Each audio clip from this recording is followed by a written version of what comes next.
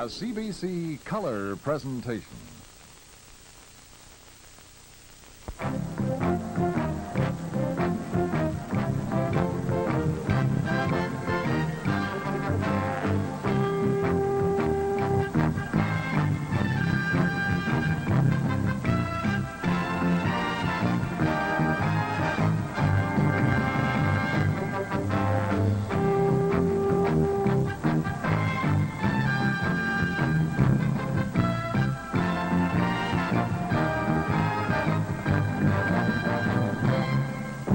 Hockey Night in Canada, brought to you by Molson, brewers of Molson Export Ale and Molson Canadian Lager Beer, Imperial Oil, and Esso dealers, agents, and distributors, and Ford, the better idea company with better products for you.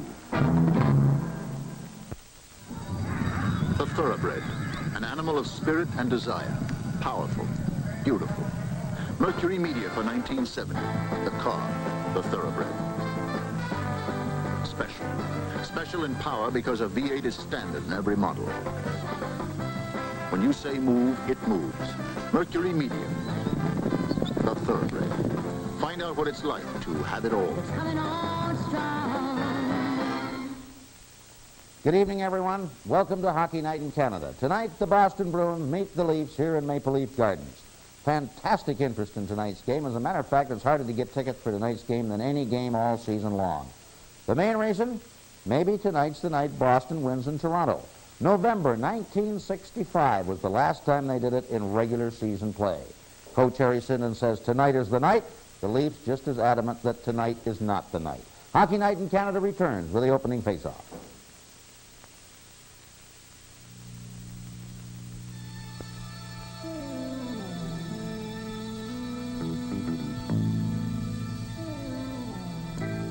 Spending the night at a chalet can be fun, as long as you have sure transportation.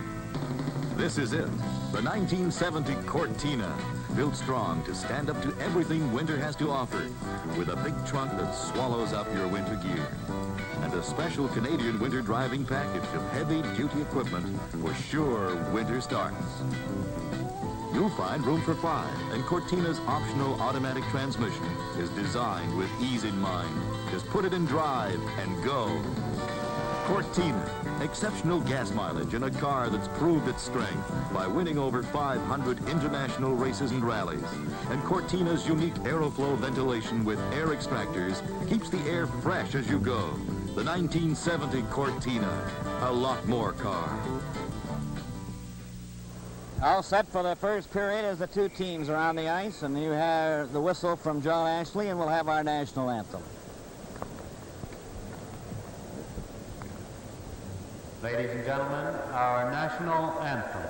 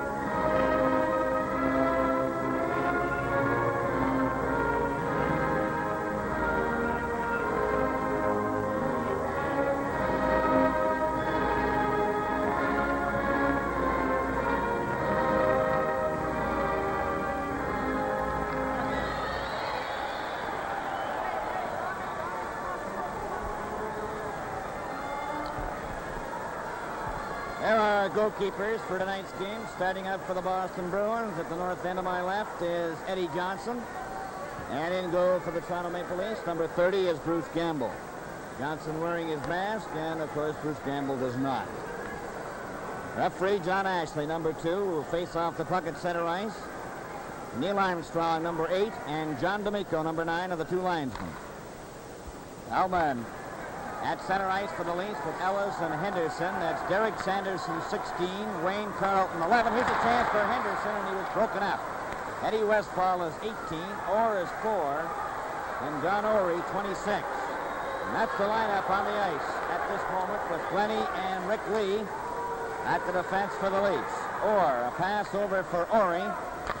He was hit and knocked down by Ron Ellis. Ryan Glennie. Pass up to Ullman with Ellis over the line, gets his shot, that's wide. Westfall is jammed in on the boards. The puck goes loose to Orr. Orr up to Sanderson, back to Orr, over the line. Glennie moving on the boards. Ellis shot it back in the net. Ullman carrying it to Glennie. Off the boards for Henderson, right back onto Orr's stick. A long shot, and Gamble steered that into the corner. Glennie's pass for Henderson. Cleared right back out of Westfall's stick. Ricky Lee gets it loose. Henderson is covered by Sanderson. He's on top of the puck. It goes loose to Orr. Ullman after him. It goes to Ory. Ory, 26, up at center. A long shot. Knocked into the corner. Westfall trying to center it, and Glennie gets it. Up to Ullman. Over to Ellis. Ellis over the line. Closing in. Lets one go. He missed the target. The rebound is going down the ice, and Mike Pellick has it. Mike Pellick with a quick pass to Brian Spencer on the left side. Left it for Pellick a shot. It goes back in the net. Spencer after it. Fulford picking it up. Keon out there as well. Cleared out to center ice for Hodge. Then to Smith over the line. He shot it into the corner. Goes back of the net for Fulford. Fulford, Spencer, and Keon. Trapped by Esposito. For Hodge. Trapped by McKinney. The puck goes loose. Hodge after it. Also Marcotte trying to center it. Keon flipping it up to Fulford. At center. Shot it in right on Johnson. Going back for it is number 10, Rick Smith. Stopped by Spencer again. It's against the board. He's going to hold it there this time, and we'll have a face-off in the Boston zone to the right. No score. First period.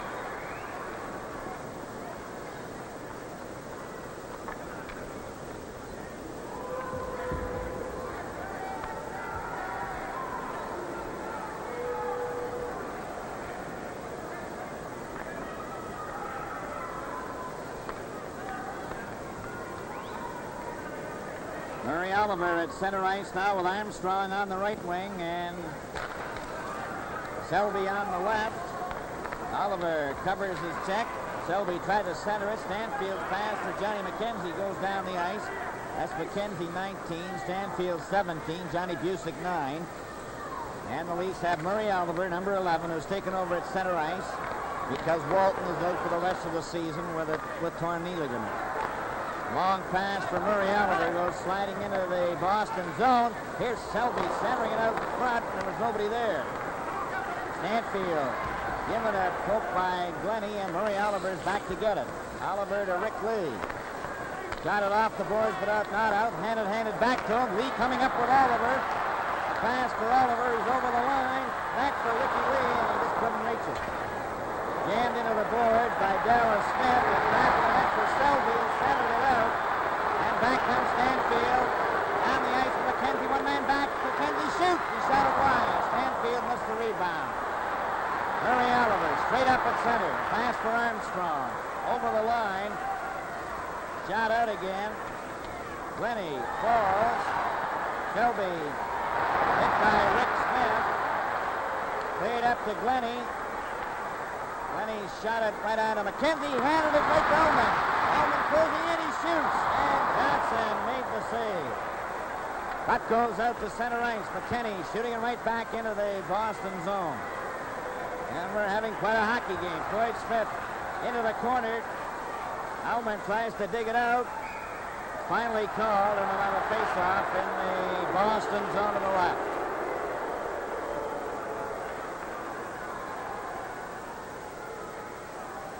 Behind these shades, I have a keen eye for a bargain. Save 20% on my Cougar option pack during the Mercury Dealer's Pick-a-Pack option sale. Keen eye, my eye. You'll save up to 30% on my Meteor option packages. Come with me to Montego. My Montego pack saves you 35%. Now's the time to save on options like automatic transmission, vinyl roof, white walls, and many others. Save on Ford Explorer pickups, too, at your Mercury dealer's Pick-a-Pack option sale now. Boston nothing, Toronto nothing. 15:52 to go in this, the first period. It comes back to McKinney. His shot in front for Ullman, picked up by Floyd Smith. One ready, one goal. He shoots good!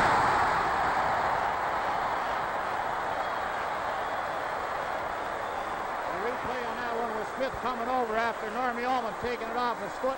Bobby Orr not quite being able to reach Smith and using Clancy for a screen. Threw it up on the short side. Eddie Johnson had no chance. He was screened by the Boston defenseman and Terry Clancy in front of him. Toronto goal scored by number 17, Floyd Smith. Assist, number 9, Ullman, and number 18, McKinney. The time, 4:14. 4:14 is the time as Quinn gets it up at center ice, knocked by Ori back into the Leaf zone, and it's McKinney back for it. McKinney is back to the net, leaves it there, then gets it again. To Ullman, 2-5, stopped by Esposito. A shot is wide. Clancy has Hodge covered. Oh, that's one goal. Quinn knocked it down to the blue line, but not out. Kenny goes after it, shooting it off to Floyd Smith. Kept in by the Bruins. It's right to Hodge. And a great save by Gamble. Ullman gets it out to center ice. Floyd Smith follows up. Goes into the corner. There's going to be a penalty here to Ori.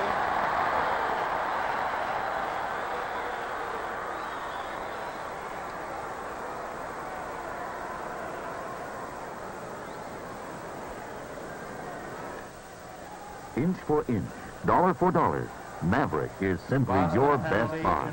Maverick, the simple car. Minutes for cross-checking. The time, 5:04. 5:04 is the time of the cross-checking penalty to Ori. There's that cross-checking penalty. Ori definitely putting Smith into the boards and called for it, and he's away for 2 minutes. Toronto leading 1-0. Puck comes back to McKinney. Over to Keon, wrapped it into the corner. Dokes is after it. Ullman 2. Henderson is in there. They're trying to get her loose. The referee watches them. Finally called, and we'll have a face-off in the Boston zone to the right. Bill, with that goal, that ended Eddie Johnson's shutout string. It went to about 137 minutes, just a little over 6 periods. That's quite a consecutive string of shutouts. And that was Floyd Smith's 3rd goal of the year. Keon is shot. The rebound into the corner to Ellis. Back for McKinney, fanned on it. It's knocked out over the line. Ellis giving it back to Keon. Keon just back into his own zone. Shot it off Gary Doak. Gary Doak gets control. Cleared it out to center ice. McKinney shoots it back for Keon again. 1:28 left in the penalty to Ori. And Keon goes back into his own zone. Keon a pass to Henderson. Henderson straight down the left wing. A long shot off the boards. Ends up back of the net. It goes loose to Ellis. Ellis back for McKinney. A real hard shot, and he couldn't control it. Bobby Orr off the boards. Goes by Keon. Gambles way out of the net. Gets it up to Henderson. Gary Doak shooting it to Orr. Orr flipped it into the Boston bench. And there's 53 seconds left in Ori's penalty. 13:49 to go in the first period. Toronto 1, Boston nothing. Floyd Smith from Ullman and McKinney at 4:14.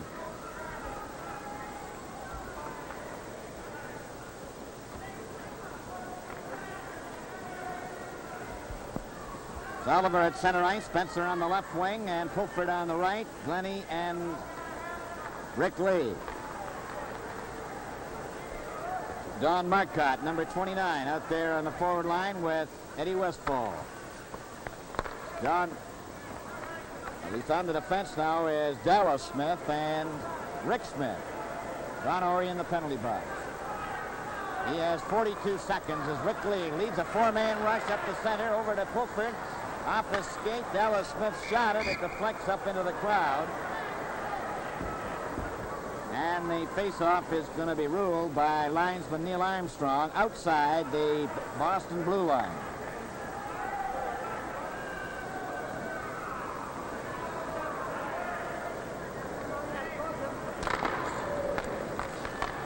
Puck goes to Rick Lee at center ice to Ryan Glennie. A pass over for Spencer. Spencer took his shot. It was wide. Murray Oliver tries to dig it out to Pulford. Puck is loose. Murray Oliver's got it again. Back to Rick Lee. Then to Murray Oliver. Oliver to Pulford. Right in front of the net. Play is called. And there's going to be a penalty there.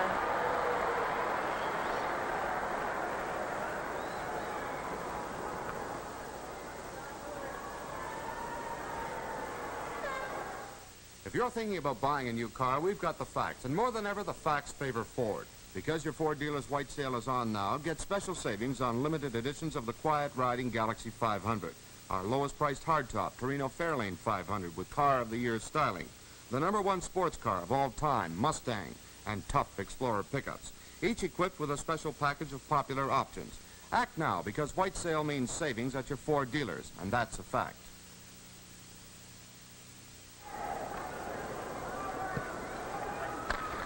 Ryan Spencer gets the cross-checking penalty in front of the Boston goal at 6:52. We have 13 minutes and remaining in this first period. 2 seconds left in Ori's penalty. He's now getting out of the penalty box. There at full strength. McKenzie nearly broke in on the right wing for the Bruins. The Leafs are leading 1-0. The puck is out at center ice, and that's Johnny Busick. Busick's pass for Esposito. Into the Leaf zone. He's hit by Glennie. The puck is against the boards. The Leafs are trying to hold it. They do. And play is called. This is a very potent power play, Bo. Well, I think they've got all the big guns out there, and every one of them out there at the present time, or the Boston Bruins is over 20 goals. And Esposito, Johnny McKenzie, Johnny Busick, Freddie Stanfield. Here's McKenzie going right in. He sees the shot and scores! Johnny Busick ties it up. Here's that one with Esposito feeding Johnny McKenzie, breaking in on that right wing and coming in, making a good move, and Bruce Gamble. Gamble stopping the original play, and the puck coming loose on the side, and Johnny Busick, unmolested, just tipped it in on his backhand.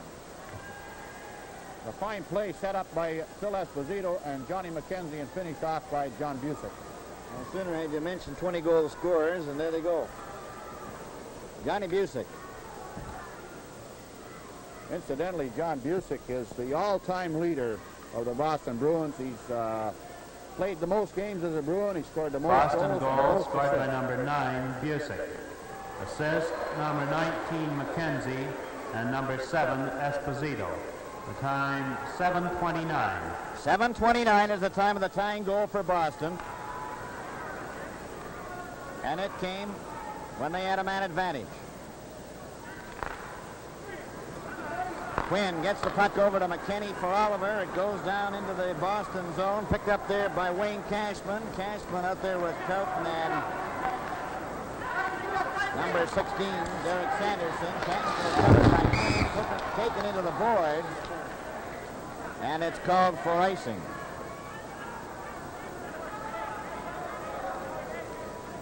Number 27 for Johnny Busick. His 27th goal of the year from McKenzie and Esposito. Tonight in our first intermission, Bill Ward Cornell will talk with Derek Sanderson, number 16 out there now on this face-off. And Jack Denna will have our Game of the Week highlights featuring Wednesday's New York-Montreal game. And we have 12 minutes and 11 seconds to go in the first period, a 1-1 tie. Oliver steals the puck, then lost it again to Dallas Smith. Selby trying to get in after it. Derek Sanderson comes up with it to Carlton, too hard, off his stick. Got back into the Boston zone. Rick Smith to Wayne Cashman. It's on a delay. He gets it up to Sanderson at center for Carlton, who went through the defense but couldn't control the puck. Armstrong back for it. Armstrong to McKinney. McKinney's pass for Oliver. Failed to get out. Quinn goes back for it. Shot it down the ice. And that's going to go over the red line. Touched by Rick Smith, and the faceoff comes back into the Leaf zone to the left where the shot was fired from. I noticed so far in this period, Coach Johnny McClellan's been going with 4 lines, with Normie Ullman going double duty, playing regular shift with his own line of Ellis and Paul Henderson, now centering Terry Clancy and Smith. Stanfield with McKenzie and Busick. Mike Pellick, number 4, off the boards for Floyd Smith to Normie Ullman. Ullman getting away at center. Couldn't reach Clancy. Stanfield to McKenzie. McKenzie is bumped by Pellick. Back for it is Rick Lee. Rick Lee in front of his own net. Passed it right out of McKenzie's stick. McKenzie from the right side. Tried to set up Busick. Puck goes to Ullman. Ullman over to Pellick. Pellick up at center. Shot the puck into the corner. Rebound to Busick. Round on the boards for McKenzie, who tipped it out to center ice. Rick Lee. Back for it. Just shoots it off the boards. Back to Ori of Boston, to Orr. Orr turns, gives it back to Ori. Ori at his own blue line to center. He was hit by Ricky Lee, who broke his stick. Gets a new one. Mike Pellick in his own zone, starting out. Missed a check, gives it over to Clancy. Clancy's long shot is into the corner. Back of the net for Busick. Around on the boards for McKenzie. Over to Stanfield, up the center. Good Orr, there's the shot, that's wide. Bobby Orr couldn't get any rebound as he was in too far, and Busick has to go back for it. Busick gets it over on the left wing to Ori. Ori's pass, knocked down by Ullman and Ellis, picked off by Kenny Hodge. He shot it by McKinney, and it ends up near Gamble. Here's Pat Quinn. Shooting it down the ice again by Orr. Orr could have made the play. There'll be no icing on it. Bobby Orr, back of the net, gets it over on the wing to Ori. Ori's pass for Esposito. Broken up at center ice, picked off by Henderson. Henderson fights for it.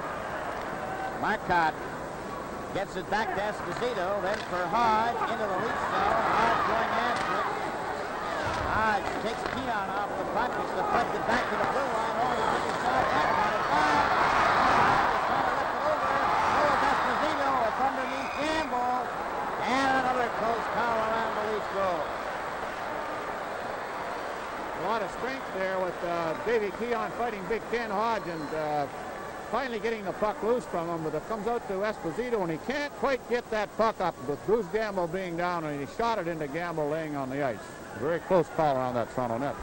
Flores tied 1-1, 9 minutes and 12 seconds to go in the first period.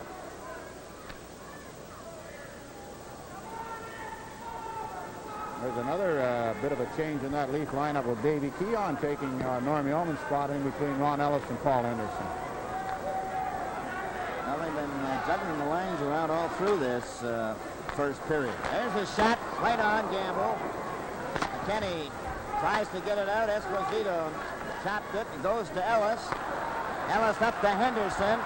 Henderson took a shot that Johnson knocked down. It's back of the net, cleared around on the boards. Quinn moves up, gets it loose to Henderson. Henderson trying to get a whack at it. It's played out to center ice. McKinney shot it back to Henderson again, who clears it into the Boston zone. It goes back of the net. Bobby Orr to Phil Esposito. To Orr. Back to Esposito. And he flipped into the Leaf bench after being skated off by Jim McKinney. 8 minutes and 29 seconds to go in the first period. A 1-1 tie. Well, we got time here. Should bring the viewers up to date on this young fellow, Brian Spencer, who's playing left wing for the Leafs tonight. He was born in Fort St. James, British Columbia in 1949. Last year played with Estevan Bruins. This year so far has been with Tulsa with 15 goals and 19 assists. That's Rick Lee to Murray Oliver. Brian Spencer, number 22 on the wing. Sanderson took a long shot, and it's Glennie back for it. Glennie then for Pulford. Just wraps it off the boards, down the ice to center. Dallas Smith, number 20, back for it with Rick Smith, who takes his pass. Shot it off the boards for Westfall, and it's tipped over the glass into the rail seat.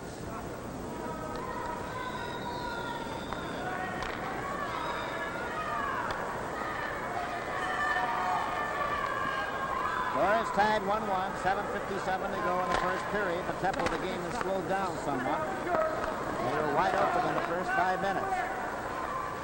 Puck was shot into the lead zone. Oliver covering his check. Then Glennie feeds it to Spencer. Play is called. It was called for icing as it was shot from the Boston side of center.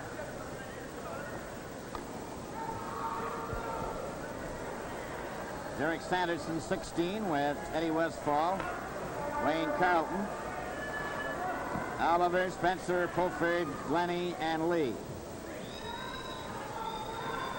On the face-off, the puck goes back of the net. Carlton and Spencer mixing it up a little bit. Sanderson clearing it, but not out. Sanderson covered by Spencer. Spencer bumped into him. And it's Dallas Smith over the line for Sanderson. Again, he was too well covered, and it was offside anyway at the blue line. Brian Spencer likes to throw his weight around, Bob. He's a pretty husky-looking young fellow out there, and he skates well, and he seems to be on top of that puck all the time. He could be a pretty important man for the Leafs organization in years to come. Lenny out over his own blue line. A pass for Spencer. Oliver moves in over the line. Set it up for Pulford, and he shot wide. Spencer goes to the far side. He centered it, but it was right out of Westfall's stick. Up to Sanderson. Back around Rickley. Hit his shot. Rickley took Sanderson off to the wing, and Glennie just shoots it down the ice. That's going over the red line, and that'll be called for icing.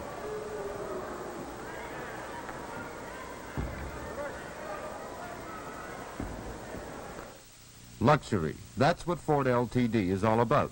Every quiet, beautiful inch of it. That's a fact. A whisper away from the quiet luxury of LTD, Galaxy 500, at a price that spells real value. That's a fact. Same big car beauty in Custom 500. Lowest priced full-size V8 hardtop you can buy. That's a fact. Whatever you're looking for in big car luxury and value, the fact of the matter is the facts favor Ford. See your Ford dealer. There you see the score, 1-1. 7 minutes and 1 second left to go in the first period. Reddy Stanfield at center ice with Johnny McKenzie on the right wing, Busick on the left.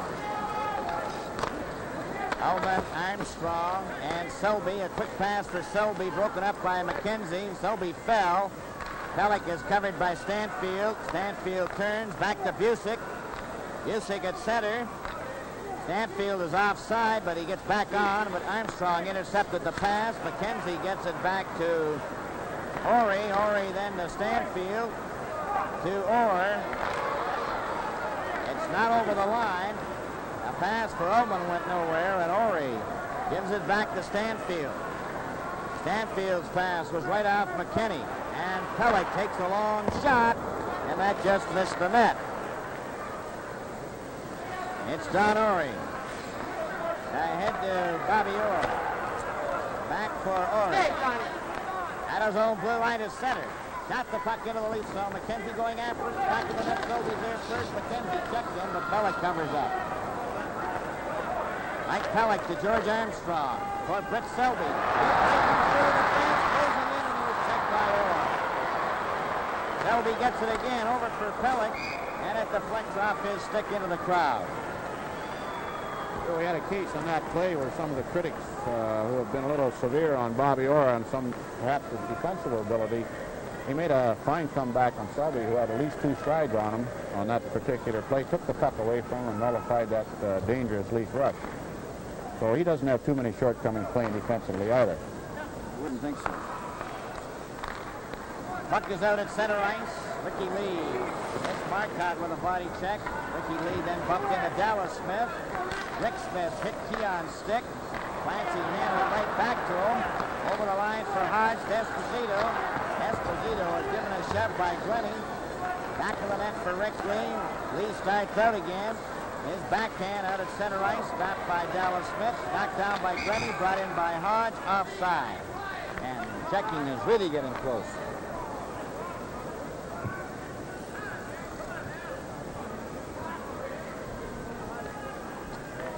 Boston 1, Toronto 1.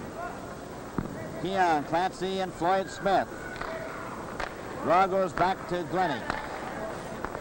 To Lee, back to Glennie. Up at center. pass is shot into the Boston zone again. It's over the red line. Marcotte will touch it this time, and that's icing again.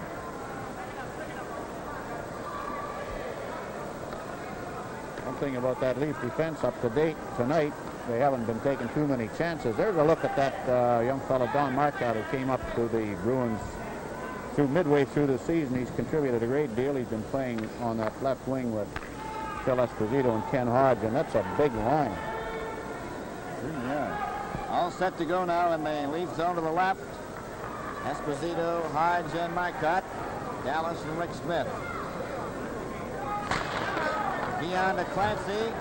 Clancy couldn't get out. Esposito took a long shot. Gamble stopped it easily, and Rick Lee goes back to the net with Keon. Keon back to Lee. Lee coming out over the blue line. A pass up for Clancy. Tips it in for Floyd Smith. Marcotte knocked off the puck by Floyd Smith. Then it's picked up by Clancy. Boston 1, Toronto 1. Keon, Clancy, and Floyd Smith. Draw goes back to Glennie. To Lee, back to Glennie. Up at center. The pass is shot into the Boston zone again. It's over the red line. Marcotte will touch it this time, and that's icing again.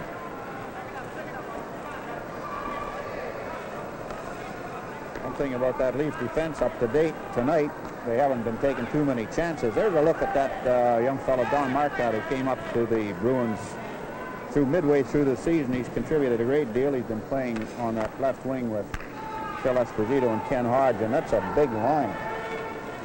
Yeah. All set to go now in the Leaf zone to the left. Esposito, Hodge, and Marcotte. Dallas and Rick Smith. Keon to Clancy. Clancy couldn't get out. Esposito took a long shot. Gamble stopped it easily, and Rick Lee goes back to the net with Keon. Keon back to Lee. Lee coming out over the blue line. A pass up for Clancy. Tips it in for Floyd Smith. Marcotte knocked off the puck by Floyd Smith. Then it's picked up by Clancy. Centered it right in front of the net. Came to the blue line. Pellick and trying to get a backhand away. Drew it outside and put it back in offside. 4 minutes and 40 seconds remaining in the first period. It's a 1-1 tie. Murray Oliver at center ice, number 11. Ellis is 6 and Henderson 19. Sanderson 16, Westfall 18, and Wayne Carlton 11 for the Bruins. Orr and Ori on the defense. The puck is tipped into the corner. Murray Oliver tried to center it. Orr was there. Bobby Orr coming up the center. To the Leaf line and over. Dropped it back for Sanderson, and Murray Oliver is dumped. There's going to be a penalty there. Here's Sanderson, otherwise the Leafs had a two-man break.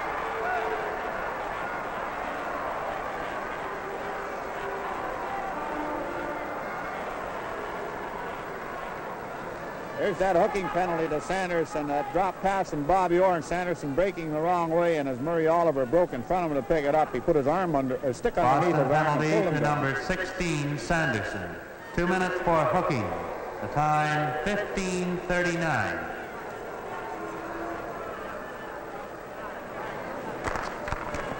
Leafs with a man advantage. Orr coming straight up the ice for Boston.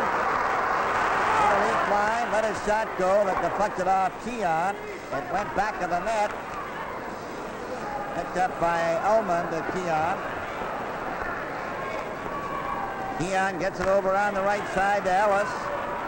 To Ullman, and over the line, back to Ellis. He shoots. Goal post. The puck goes to the boards. Westfall flips it down the ice, and Keon is going back for it. Keon back of the net. Now he's starting out. Gets away from Marcotte, coming up over his own blue line. A pass to Henderson over the line. Pass right in front to Ullman. To the left, Ellis trying to get a hold of it. Henderson gets it loose to Ullman. Ullman trying to get it back. Marcotte shoots it out to Westfall. Westfall with Keon back. Stops. And then shoots it all the way down the ice to Orr. 51 seconds left in Sanderson's penalty as Orr shoots it up the center. Keon picks it off.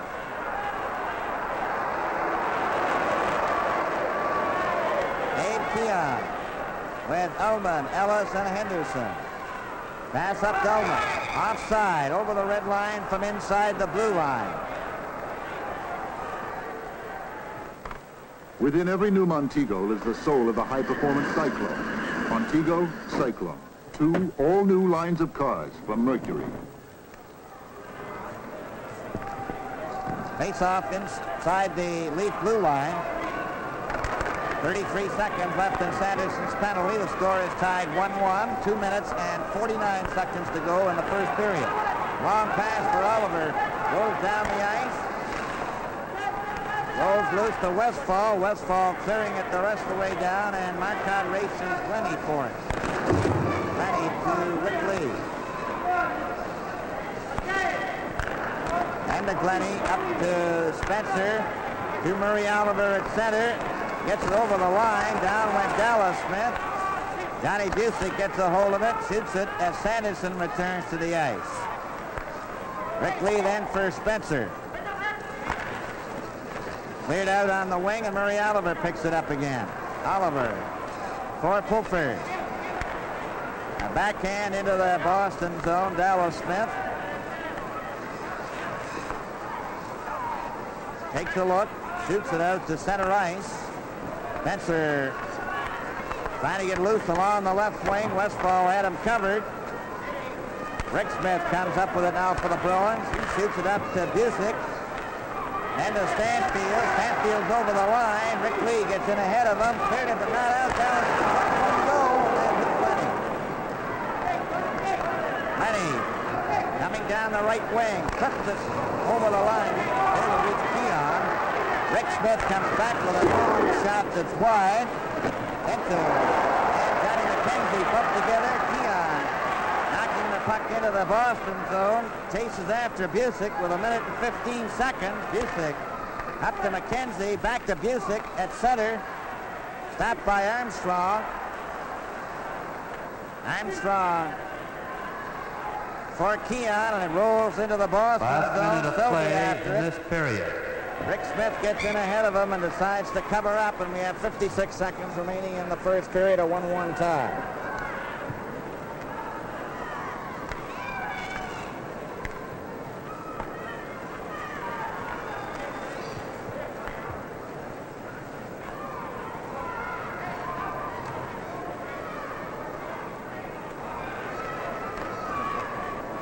Keon facing off against Stanfield, a shot right on Johnson. Or coming out now, straight up the ice at center.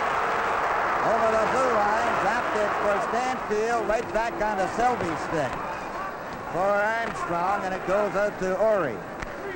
Ori to Bobby Orr. Orr takes a look at the clock, gets it over to Ori.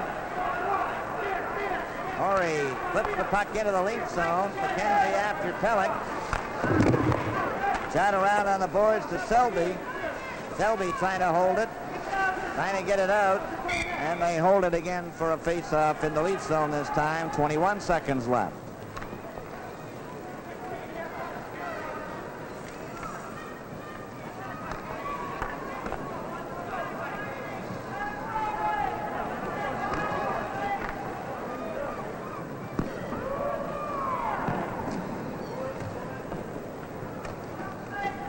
Esposito, Hodge, and Carlton coming out now on the forward line. Orr and Ori on the defense.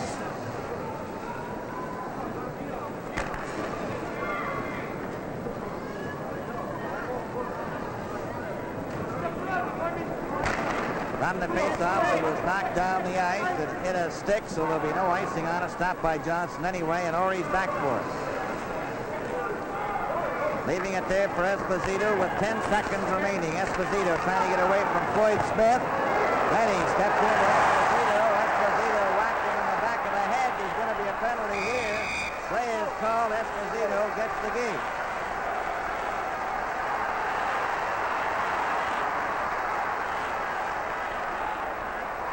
There's milling around at center ice, but Esposito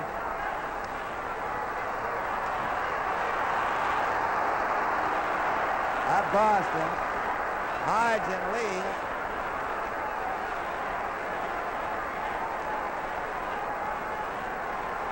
As long as they don't make contact, there'll only be a single penalty. We have quite a few players on the ice. Now cooler heads prevail, and they've decided to pick up their gloves and sticks and resume play in the next period. There's the mix-up. Glennie hitting Esposito. Now watch Esposito's hand come up and cork him one just for good measure. And there's where the penalty is, a left hook. So it'll likely be roughing.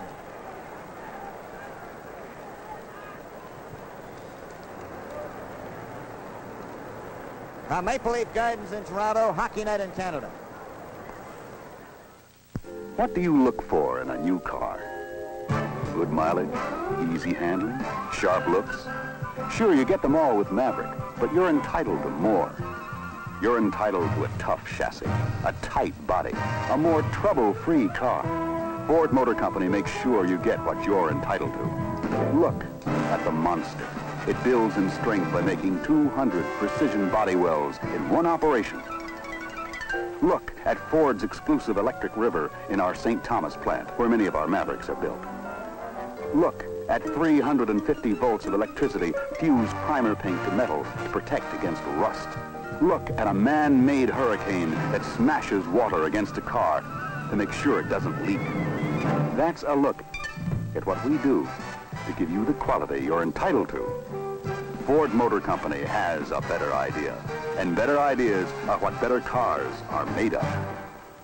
Well, it was almost like a playoff period. Good, fast, hard hitting. Smith scoring first for the Leafs at the 4:14 mark. Busick tying it up for Boston at the 7:29 mark, 1-1. Well, I suppose in the course of the year, the player most often requested for an interview, especially by young people, is our next guest, Derek Sanderson. And Derek, you've had kind of a tough year from the injury part of it all, haven't you? Bad one all the way around. Now tell me, has that great playoff line that got going last year so well, is it ever going to be reconstructed or not? Well, Glenn Sather was part of it. He got traded, and we've had our difficulties with me being out, and Wayne Carlton getting hurt, and Cashman and Ace Bailey breaking his leg, and there's a lot of things. So the third line is still basically a checking line, but I just hope it can just do its job it's supposed to do. Now, your basic job is to go against the #1 line, especially when you're at home, eh? Yeah, we handle, on the road, the other opposing coaches won't allow us to really play against who we want. So at home, we play against the big units, and we get Makita and Beliveau and those guys. Eddie Westphal does a fantastic job at defensive part of the game, and he's really a help to him. Derek, in the course of this past year, you've received lots of publicity, national magazines, television shows, and you're quite the swashbuckler, according to stories. Are you really that much of a swashbuckler? I don't know. It's the freedom of the press. They can print what they want. I don't know. I just say something, and they just repeat it. I don't know. I just like to enjoy life, that's all. Derek, what is your attitude towards the publicity that you get? Well, a lot of it's good, a lot of it's bad, and whether it's good or bad, it doesn't bother as long as they keep saying something about you. And then if they say something that isn't correct, you have a chance for a follow-up story? Yeah, then you get a follow-up story, and then you get another one printed about the guy being put down the first time, and everybody just keeps writing. Mm-hmm. Does this incidentally help, of course, when it comes to contract negotiation time or not? No, not at all, but in the off-season it'll help in other things like endorsements and stuff like that. Derek, what about the story that came up last summer that, gee, Derek Sanderson's going to wear white skates this year? Everybody was fooling around. They knew I was going to go in with Namath in Bachelors 3, and consequently everybody says, if you're going in business with him, you're going to wear white skates. And it was a joke, and I just mentioned it again to some reporter that I was going to try him, and he blew the story out of proportion and kept on going, and I just sat back and read some Can you really see yourself in white skates? No, not at all. It's I don't want to try to Americanize the game that much. I wouldn't wear white skates, I don't think. Incidentally, one of the other teams, of course, has gone to colored skates. No, St. Louis has got blue skates. The whole team's got blue skates, but I think they look a little bit ridiculous. Nobody can intimidate you with blue skates on, I know that. And Derek, getting back to Boston, and you're heading into the playoffs. Last year, of course, it was an exciting playoff time, but you missed out. Do you think the team is in good position and just as strong as last year or not? Well, if we had Teddy Green was our leader. He was our big man, a terrific asset to the club. If we had Greenie, we'd be walking away with it, I'm pretty sure. But right now, the way it is, Bobby Orr's taking up the slack and playing great, and I think we'll be able to win the Stanley Cup. Derek, thank you for being with us, and best of good luck to you. Thank you, Ward. This past Wednesday in Montreal, the Canadiens and the Rangers met in a must game for both clubs. Rangers trying to end their winless slump, and the Canadiens fighting to get back into the playoff picture. With our Game of the Week highlights, Jack Dennett. Last Wednesday, the Montreal Canadiens snapped a 7-game winless streak with a 5-3 win over the New York Rangers. The victory, however, ended on a rather sour note for the Habs as their all-star defenseman, Serge Savard, broke his leg early in the third period. Bob Plow, called up from the Voyageurs of the AHL, opened the scoring for Canadians at the 2:37 mark of the first period on a fine passing play from Savard.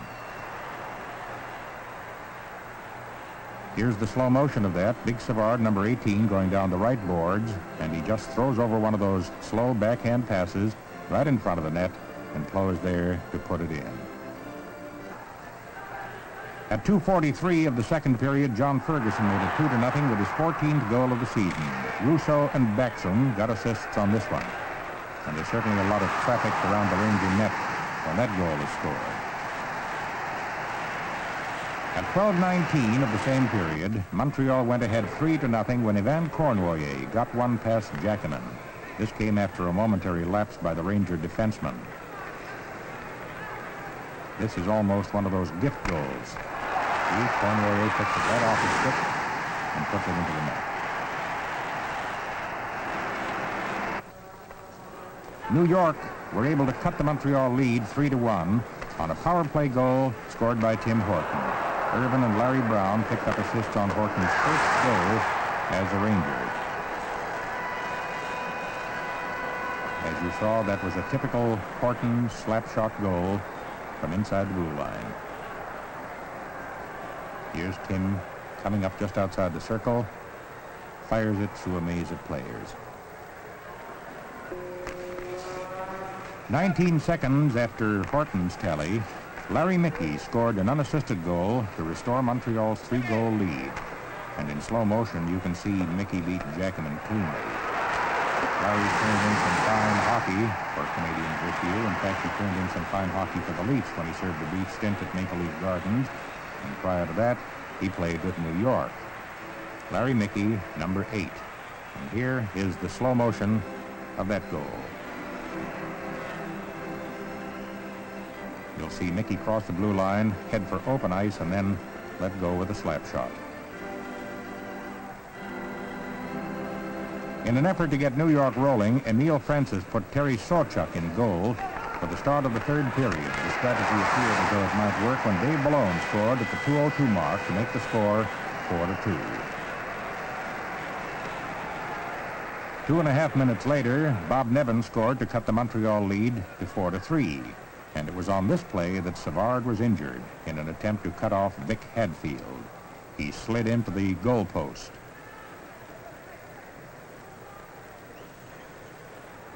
There you can see Savard lying there and now being wheeled off. Any of the momentum that Montreal might have picked up with their victory over the Rangers surely would lost with the injury to this highly talented young defenseman. Montreal wound up the scoring with a goal by Bobby Russo, with assists going to Ferguson and Backstrom. Ferguson was initially credited with the goal, but in slow motion you can see Russo is the last man to touch the puck before it gets behind Sawchuk. There's the shot, eluding Sawchuk and dropping into the net. Final score, New York 3, Montreal 5. Well, as we mentioned, although Montreal won, it was pretty costly. Savard is now on the shelf until next season with a double fracture of his left leg.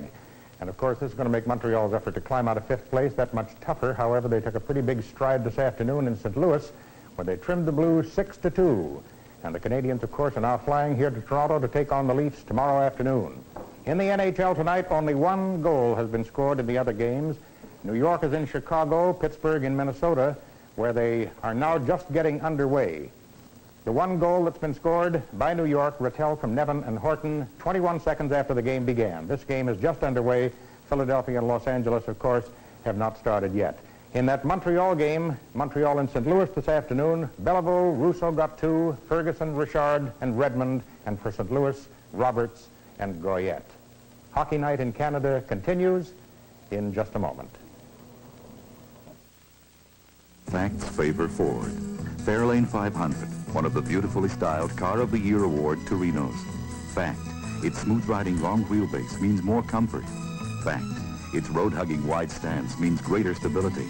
Fact, it has comfortable, luxurious room for 6. Fact, Fairlane 500, beautiful, smooth riding, luxurious. Costs less than you'd think. The facts favor Ford. Fairlane 500 at your Ford dealers. If you're looking for great values, the facts favor Ford. Custom 500. Big, beautiful, the lowest priced full-size V8 hardtop you can buy. That's a fact. The new Fairlane Falcon with Torino Car of the Year styling. Lowest priced intermediate you can buy. That's a fact. Mustang, #1. Since Mustang made the scene, nobody's topped it. Bonus fact. During your Ford dealer's white sale, get special savings on limited edition cars and pickups. So act now. See your Ford dealer.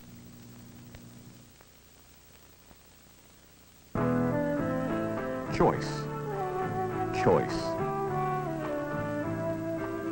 Choice is what great hospitality is all about. Choice is what Molson Pleasure Pack is all about. 12 Molson Canadian Lager beer and 12 export ale. Together in a money-saving pack. For your party, get the good choice in refreshment. Molson Pleasure Pack. It helps make parties popular. Bob Golden now joins us, and we've had word that Chicago scored 2 goals in 10 seconds and now lead New York 2-1. Boy, they're having enough time at Rangers Club. Could be bad news. Could be bad. Well, this is a pretty fair hockey game here, Ward. That was a good first period, good saves by goaltenders, fairly wide open, and at the same time kind of close checking in spots. But our first highlight, we're going to show a fine save by Bruce Gamble on Hodge. He's in alone. Leafs control the puck, but it's picked up by Wayne Cashman right here, and he feeds it to Ken Hodge, and quickly getting his forehand away, and Gamble staying on that short side and made a very good save. At that time there was no score, and he kept it from being a 1-0 hockey game. That was fairly early in the first period, but it's something he's been doing all season. Now we're going to take a look at the first Bruin goal on the goal by Johnny Busick. Incidentally, this was their 62nd power play goal. And they're very strong, aren't they? Oh, that was potent. You see those guys out there. Esposito takes the face off, and the puck moves around. He gives it to Johnny McKenzie over on the right side, and Gamble made the save, and the puck comes loose to Johnny Busick, and he just poked it in that open side. We're going to take a look at that one again from the end zone. We see Esposito feeding it to Johnny McKenzie here, and this little guy can break in off that wing about as fast as anybody in the league. He tried to pull Gamble. Gamble got it right there with his foot, and it come out to Johnny Busick, and just a matter of him lifting it with his backhand, nobody bothering him at all. But as you say, that they got 5 shooters out there, and they're all well over 20 goals. Yes, and they're all strong physically. You watch them move the people around. This is true. They're even the little guy, Johnny McKenzie, is as strong as anybody out there. He's built so close to the ice. On this next highlight, we see a fine play between Ron Ellis and Normie Ullman. They break away on the Boston defense, and Ellis gives it to Ullman. Ullman gives it back to Ellis, and Ellis hits the post, and this is where Ellis feeds it to Ullman here, and you can almost see this developing right here, and he hits the goal post on Johnson's short side. Now, I don't know whether he had him beaten or not. He hit the post, but the play, as it developed here, you could almost see what was going to happen. He was going to give it to Ullman, and Ullman was waiting till he got up to that defense and pulling that Boston defense. And right here, he slides it over to him, and Ellis has a fair bit of room. He's at a tough angle, mind you, and but by the time he shot it, his angle was much more severe than I thought it was at first, and he hit the post on the short side. Johnson's good in the angles. He had a great angle save, I thought, in the early minutes of the game. Johnson's played well, and he's been playing well. You know, 130-some minutes before somebody managed to score on him when Smith got that goal in the first period. Thank you, Bob. Here at Maple Leaf Gardens, the score at the end of the first period, Boston Bruins 1, Toronto Maple Leafs 1.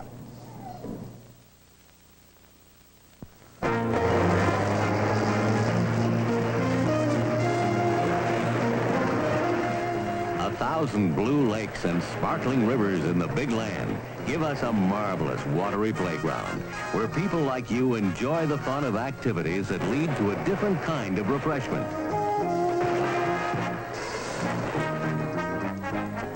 Cool, crisp-tasting refreshment that comes with the Thirst Breaker, Molson Export Ale. After a day of fair sailing, it's It's great to set course back to the dock to enjoy a Molson Export Ale, the big ale in the big land. Enjoy a Molson Export Ale, the big ale in the big land. Cool, crisp-tasting Molson Export Ale, the big ale in the big land. Taste the way a fine ale should taste. Molson Export Ale, the thirst breaker. Teams are on the ice now for the second period. Bruins defending the south end of my right, the Leafs the north end of the left. It's a 1-1 tie. And Esposito is in the penalty box. Boston penalty to number 7, Esposito. 2 minutes for Out-of-town score at Chicago. It's now 2-1, as was mentioned. Martin scoring from Magnuson and Pinder from Martin and Papin at 147 and 157.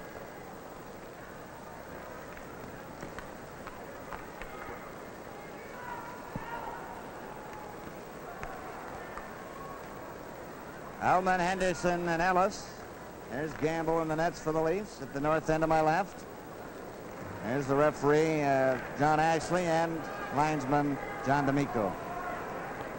Derek Sanderson at center ice with Ori, Westfall, and Orr. The Bruins have Esposito serving a 2-minute minor for roughing, which he got at the 20-minute mark, and Keon is out there with McKinney, Ellis, Henderson, and Ullman. Keon up to Henderson. On the left wing he goes, over the blue line. Cutting in, centered it across the goal mouth. McKinney moves up, lets one go. Henderson took a whack at it twice. He centered it out in front, Westfall. Giving it to Sanderson. Sanderson straight down the ice at center, turns, hit Ullman. Tries to hold it against the boards. Both got their sticks on it. Sanderson shot it into his own zone. Ori after Ellis, deflects off the board. Henderson really reached Ullman's pass.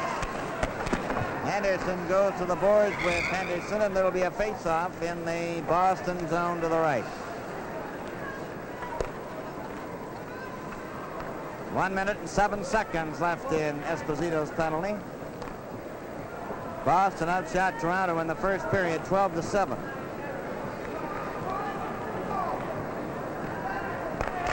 Anderson lost the draw to Ullman. It's knocked the feet on. There's his shot. And Johnson got his pad in the way. Henderson covered by Westfall. Puck goes loose to Ellis. Ellis trying to center it. Jammed against the boards, but Bobby Orr had it. Orr up at center. Still has it over to Sanderson, but it's offside.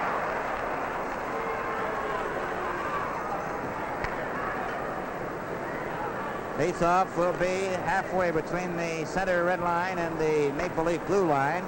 44 seconds left in the penalty Esposito. Lloyd Smith and Johnny Busick have been the goal scorers in this game. The Leafs led 1-0 at 4:14 of the first period. Busick tying it up at 7:29. Rick Lee over to Brian Glennie for Murray Oliver, and he failed to get it through to Selby, and it's shot down the ice again. Glennie goes after it.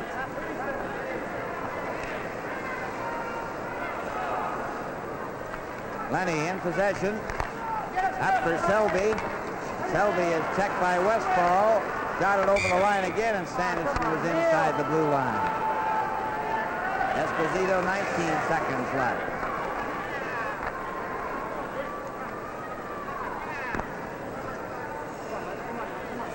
Oliver with Selby and Armstrong. Sanderson, Westfall, Rick Smith, and Dallas Smith. Rick Smith shot the puck into the Leaf zone, and it's Ricky Lee back for it. Lee pulling out of his own zone up the center. Going over the line. Try to pass to Selby. Shoots it. Oh, and he missed the corner on a perfect pass from Rick Lee. Esposito is back on the ice. Got the puck and shot it near Gamble. Glennie cleared it to the blue line, but not out. It goes out. It's knocked in again, and it's called offside. There's a look at Jim Dory still working on that suspension of his, and I would imagine standing behind that bench, Bill, is a lot worse than being out in that ice. Probably just eating his heart out to be out there.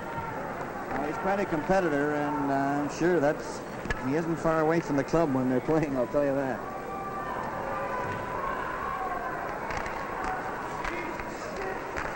Mike Pellick got the puck out to center ice. Bobby Orr shoots it in again. Offside was Johnny McKenzie. And the tempo of this game has slowed down considerably. And what could possibly be the reason for this, Bob? Well, I think they're both sparring. They don't want to take any chances. You can see that any time they get a puck and they're not too sure with it, they ice it or force a face-off and start out with a face-off. And I think they're just waiting for the breaks, both clubs.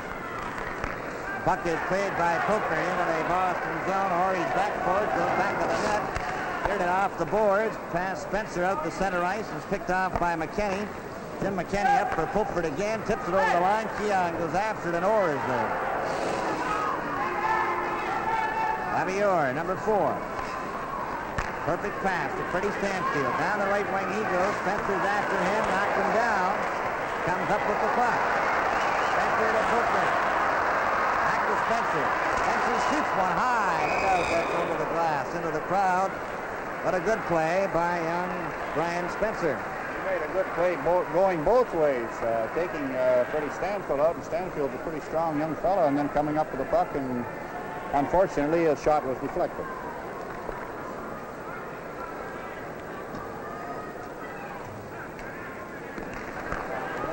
Comes back to Quinn. Quinn takes his shot.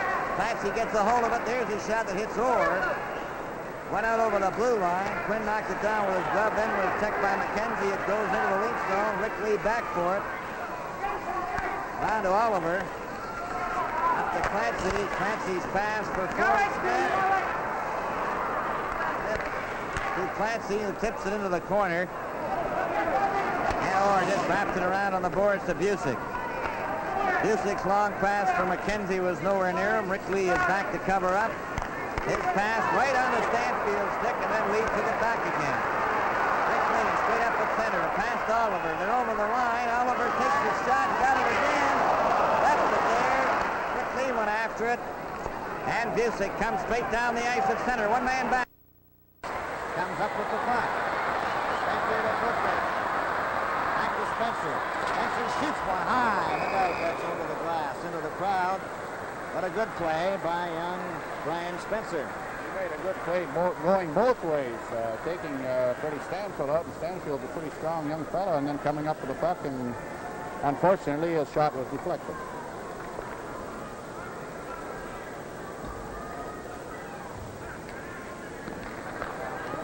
Comes back to Quinn. Quinn takes his shot. Clancy gets a hold of it. There's his shot that hits Orr. Went out over the blue line. Quinn knocked it down with his glove. Then was checked by McKenzie. It goes into the lead zone. Rick Lee back for it. Down to Oliver. Up to Clancy. Clancy's pass for Floyd Smith. To Clancy, who tips it into the corner. And Orr just wrapped it around on the boards to Busick. Busick's long pass from McKenzie was nowhere near him. Rick Lee is back to cover up. His pass right on the Stanfield stick, and then Lee took it back again. Rick Lee straight up the center, past Oliver. They're over the line. Oliver takes his shot, got it again. Left it there. Rick Lee went after it. And Busick comes straight down the ice at center. One man back, over the line, trying to go around Quinn. He does, but he was knocked off stride. Couldn't hold it. Quinn is going to get a penalty for grabbing a hold of Busick. This is Hockey Night in Canada from Maple Leaf Gardens in Toronto.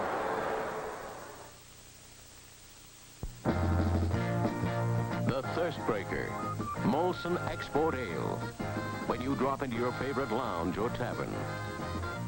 The Thirst Breaker, Molson Export Ale. When you're at the cottage or just plain relaxing at home. The ale that's big in flavor, big in popularity, biggest in sales. The big ale in the big land. Molson Export Ale. The Thirst Breaker. Pat Quinn in the penalty box. There he is, for holding.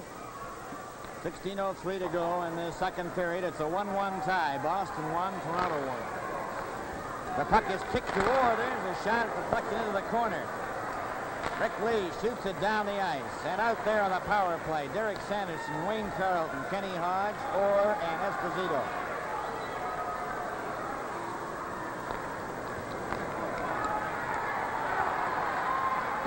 Sanderson feeds it to Esposito. Over the line. It's knocked out again, and Orr has it. Orr over to Wayne Carlton. Got it behind Kenny Hodge this time, and the Bruins having difficulty crossing the Leaf blue line.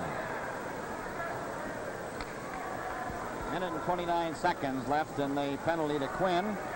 15:32 to go in this second period, and it's a 1-1 tie.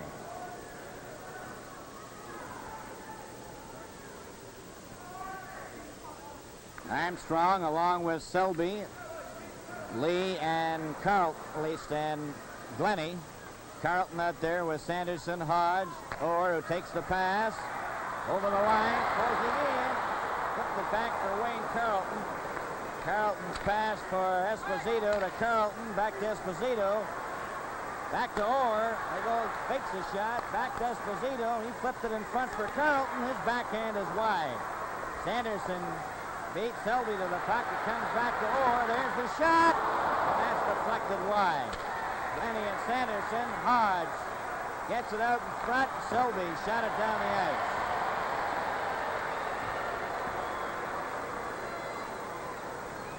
Going back for it is Esposito to Derek Sanderson.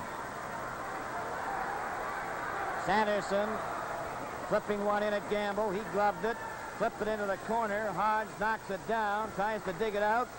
Sanderson does by wrapping it around Orr. Orr over to Esposito. Here goes the shot. It hit Rick Lee. He wrapped it, but not out. Here's a chance for Carlton. Back of the net to Sanderson. He's got Orr at the blue line. Orr waits. Into Esposito again, waits again, he spans, then a shot by Carlton right in front. Oh, Sanderson missed the open net. It's back to Orr, back to Esposito, he shoots, and hits the leg, and Hermie Elman gets a hold of it. Take down the ice to center with Quinn, who takes the pass outside. This game is coming to you from Maple Leaf Gardens in Toronto. When you really want an ale, the ale you really want is Molson Export Ale, the thirst breaker. Here's that power play with Sanderson missing that open net after Wayne Carlton had set it up. And I don't know how he missed it on the short side. Wide open net and went by him on the corner. Boston 1, Toronto 1. Out-of-town score, New York Rangers have tied it up again. Arnie Brown from Billy Fairburn and Walter Kachuk at 7:49. New York 2, the Chicago Blackhawks 2. Looks like another one of those life and death struggles there too, Bill. Certainly does, and it's hard to believe that teams can score so quickly in the first minute. The puck is back to Elman. He tried to get a shot. Henderson was knocked off stride by Jimmy Lorentz, who's out there for the first time in the game for the Bruins, number 22. Also with Cashman to Lorentz over the line for Westfall. Broken up. It's right in front for Cashman, and he missed it. Couldn't get a shot. Back for the Leafs now. Elman at center ice. Ellis on his right. They're over the line. Back to Ellis. He's gone too far. Tried the center, and he did. Johnson gloves it and holds on.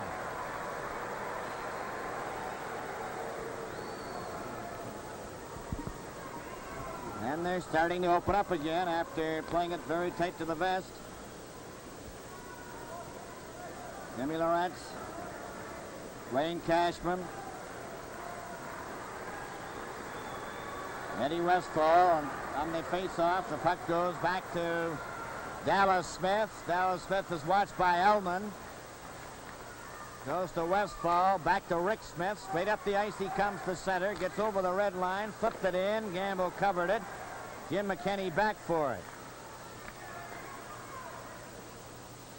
Jim McKenney over to Mike Pellick. Up for Elman. To Henderson. Henderson tries to break in. Elman does. Didn't get his shot away. Back to Pellick. His drive is knocked down. Elman let one go, and it's caught by Rick Smith. And he holds it for a face-off.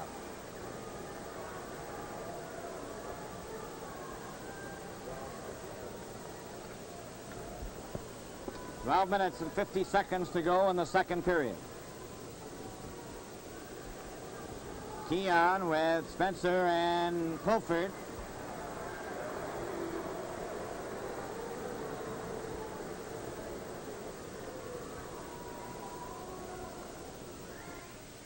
Busick, Stanfield, and McKenzie. Quinn gets his shot away to Pulford. To Keon, he's checked. McKenzie fed it ahead to Stanfield. He didn't see it. Rick Lee rolls it in. Orr for Orr is a delayed whistle on the play. Now it's out for Orr to center. A long shot. Gamble stopped that. Flipped it to the blue line, but not out. Rick Lee does get it out. Orr traps it. Shot it by Keon, and it's Rick Lee with it. To Pat Quinn, who gives it to Keon. Spencer trying to get down the left wing. Keon lets one go. Johnson stopped that. Keon keeping the puck in. Then it's out for McKenzie, who's dumped by Spencer. And there's going to be a penalty. This is Hockey Night in Canada from Maple Leaf Gardens in Toronto.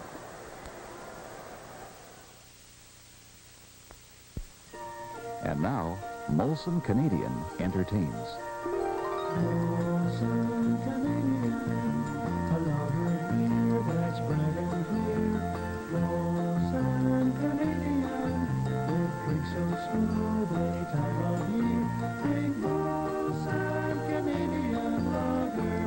So when it's your turn to entertain, choose Molson Canadian Lager Beer. It's the crowd pleaser. Spencer, number 22 in the penalty box for tripping at 7:53. McKenzie has it now with Esposito, Busick, Orr, and Stanfield. It's a 1-1 tie in the second period as Orr ahead to McKenzie over the line. Selby trying to get it out. It's poked into the corner. Rick Lee shoots it down the ice between Orr and Esposito.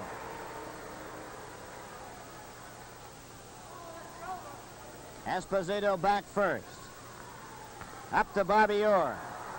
Orr at center. Over the line with Busick. Busick is checked, gets it again, centered it back for Stanfield. Stanfield turns. Over to Orr. There goes the shot. That was wide. Stanfield keeps it in. Ricky Lee intercepts. Hit McKenzie, and it goes over the glass into the crowd.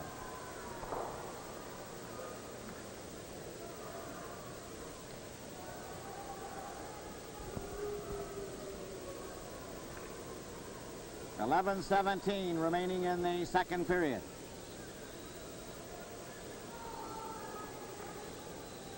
Puck goes by Orr into the Boston zone, and Orr goes back for it. Orr back of the net, leaves it there for Esposito. Esposito, Stanfield, McKenzie, and Busick coming up. Esposito just shoots the puck into the corner. Selby after it. Up to Glennie. And he shoots it down the ice. And the Leafs holding the Bruins off here after 2 consecutive penalties, but there's still 40 seconds left in the penalty dispenser. Quick pass up to Busick. Orr is loose on the right side. Busick feeds him the pass. He knocked it through, was knocked down. And Rick Lee shoots it to the blue line and out. Orr feeds it for Esposito to Stanfield. Stanfield closing in with McKenzie. Back for Busick. Broken up, and Keon. Straight up the ice at center. Takes his shot. He just missed the target. Back of the goal ends up on the mesh. And the face-off will likely come outside the blue line.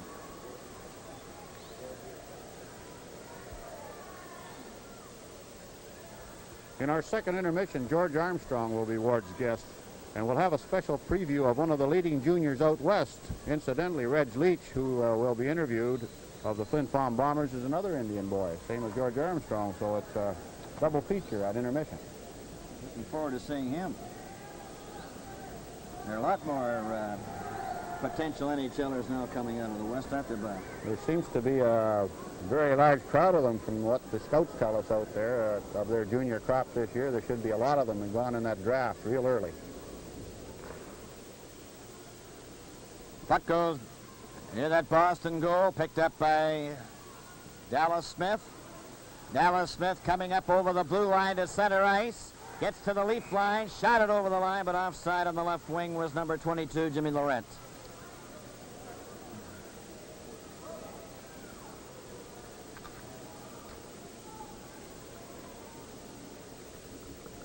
Ten minutes and 1 second remaining in the second period as we come to the halfway mark of the period and the game. Puck is shot into the Leaf zone, and it's Jim McKinney. Over to Mike Pellick at his own blue line. Here he comes to center ice with Oliver. A long shot off the boards, picked off there by Marcotte. He handed it to Oliver. He lost it. Floyd Smith keeps it in. Centered it. Oh, what a great shot by Murray Oliver, and a better save by Ed Johnson on that one. We got to see that, Bob. Set up here beautifully by Floyd Smith. Watch Oliver get rid of it as soon as he got it, and that left hand of Johnson's coming up, and that puck was headed for that top corner. A beautiful play and a beautiful save. Face off in the Boston zone to the left. And now then Eldman comes out to replace Oliver.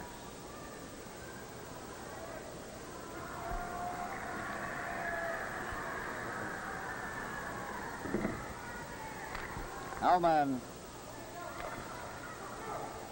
trying to get it to Floyd Smith, picked off by Dallas Smith. Dallas Smith to Marcotte. Marcotte's pass. Eldman couldn't keep it in. Esposito stopped by Eldman.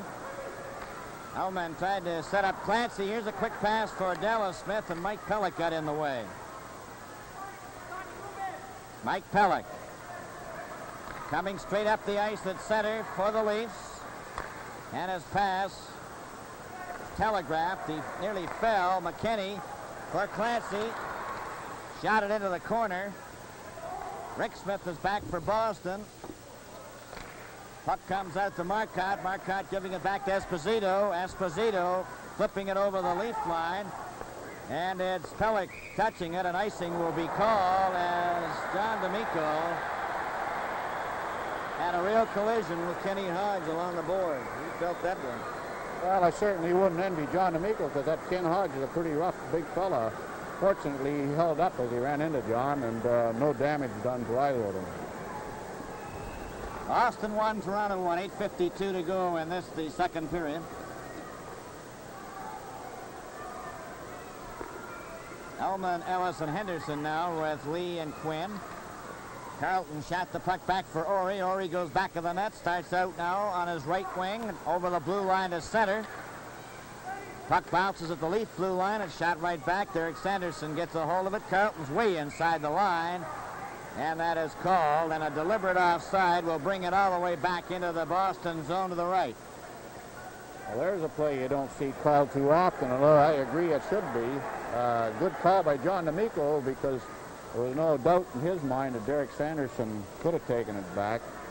Here's a look at one of the underrated hockey players on that Boston club, Don Ori, and possibly he was their outstanding player, I thought, in last year's Stanley Cup playoff with Montreal. All set to go. The Leafs playing every man up inside the blue line. Ullman got the draw. Quinn let a shot go. Tried to keep it in. The Bruins bring it out. Three of them. Westfall over to Carlton. Carlton tried to center it. The Leafs all got back in time. Carlton draped along the boards by Ellis. They're trying to dig it out, and they get a hold of it with their skates, and there's no further play, but the Leafs certainly got back in a hurry.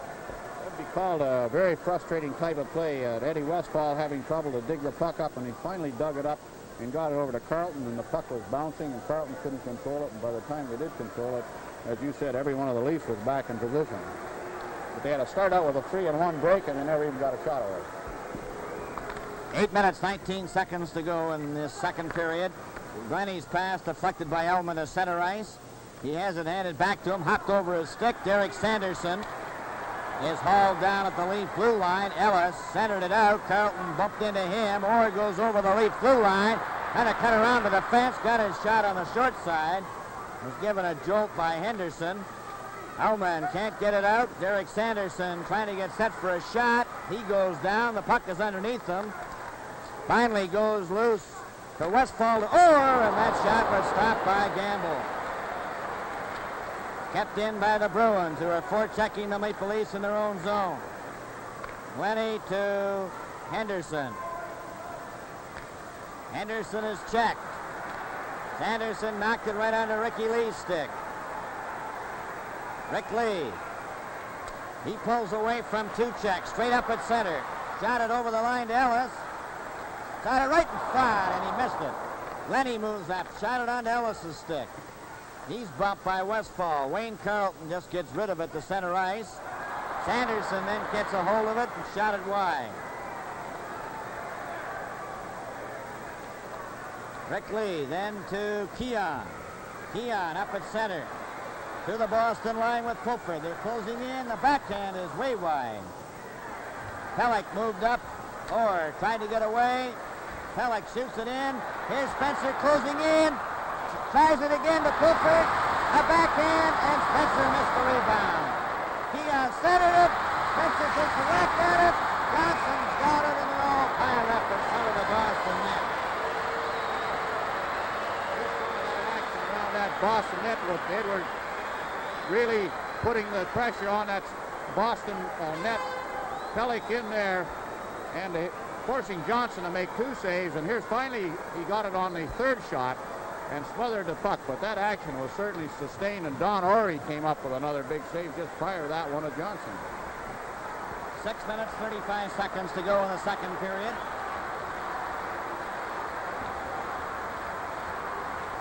Keon facing off against Stanfield. He gets the draw. Stanfield covered up, gets it out to McKenzie. Long shot is wide of the net. Pellick off the board. Spencer losing it to Johnny McKenzie in the corner. Centered it out, and it's going all the way back to center ice. Dallas Smith's pass ends up on Jim McKinney's stick. McKinney is bumped.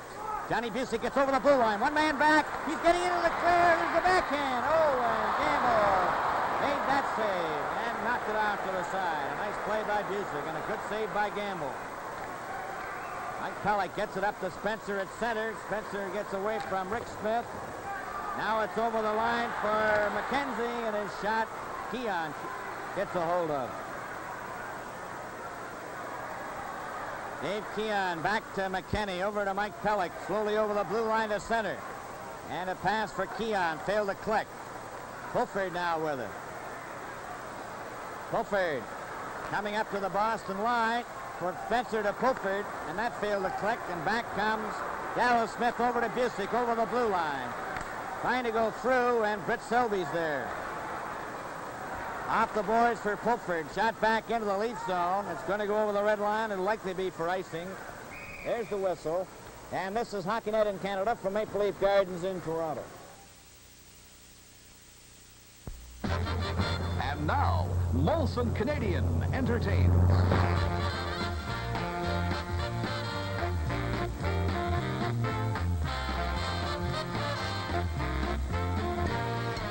It's so smooth, so bright, that more people are turning to Canadian than ever before. It's catching when it's your turn to entertain. Serve the bright, clear lager. Molson Canadian. It's the crowd pleaser. 5 minutes, 12 seconds. There's the score, a 1-1 tie. Boston 1, Toronto 1. Don Ory. Pass to Orr. Orr covered by Oliver. Then it's Esposito pulling away at center, over the line to Hodge. Back for Esposito. Ends up in the corner. Marcotte covered by Armstrong. Poke loose. Rick Lee is covered by Hodge. Esposito knocked it back on Oliver's stick. Oliver straight down the right wing. Over the line. Still has it. Dropped it for Glennie. Glennie couldn't get his shot. Esposito went down, and Ory covers up. Watched by Armstrong. Orr took it away from him. Up it comes on the left side for Marcotte to center. Takes a long shot, and Gamble covers that to Glennie. Pass to Murray Oliver. Back up to Selby. Selby is over the line. Orr breaks that up. Orr at center. Takes his shot. He missed the net. Bounces to Glennie. Glennie shot it out. Orr has it with 4 minutes remaining to Orr. He flips it right back in again. It was offside. It was a bouncing shot. Offside. And we'll have a face-off close to the red line at center. Boston 1, Toronto 1. 3:57 to go. Bill, I'd like to remind our viewers that this coming Wednesday, the Chicago Blackhawks will be here at the Gardens. So consult your local TV listings for the station and time in your area.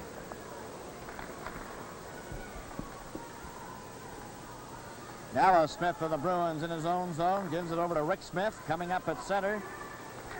Over the blue line, a shot. Gamble gloved it, juggled it a bit. Westfall centering it. Derek Sanderson gets one shot and another, and he missed the target.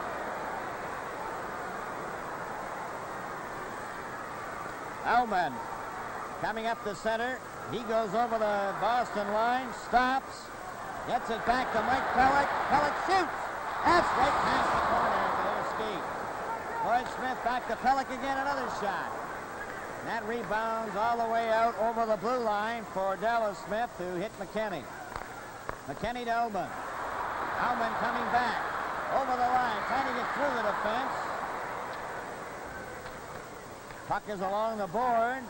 Eddie Westfall to Rick Smith. Then he missed Cashman with his pass, and Pellick turns. Pellick hits Sanderson. Clancy digs it out to McKinney. Up for Floyd Smith. Then to Clancy. Takes a long shot. He's given a bump. Dallas Smith, then Keon shot the puck back of the net. Clancy and Rick Smith as Ellis. Went to the corner.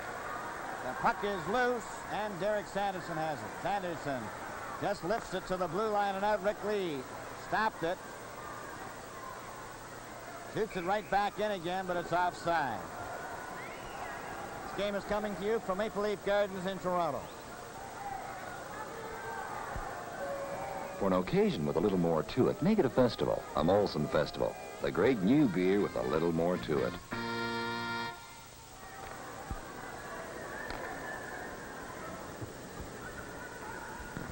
Keon Ellis Henderson. Stanfield with McKenzie and Busick. Orr and Ori. Bobby Orr's bouncing shot. Gamble stopped that, knocked it off to the side as McKenzie collided with Gamble. Orr keeps it in. The shot is wide. Lenny off the boards. Handed it right to McKenzie. McKenzie trying to get it in front. Gets it back to the blue line. It's off Ori's stick out. Gets it back to Orr, who gives it to Ori. Ori over the line. He's given a bump, and Ellis shoots it out for Henderson. Henderson is offside.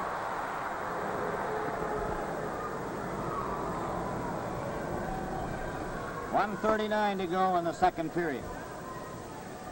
Boston and Toronto tied 1-1.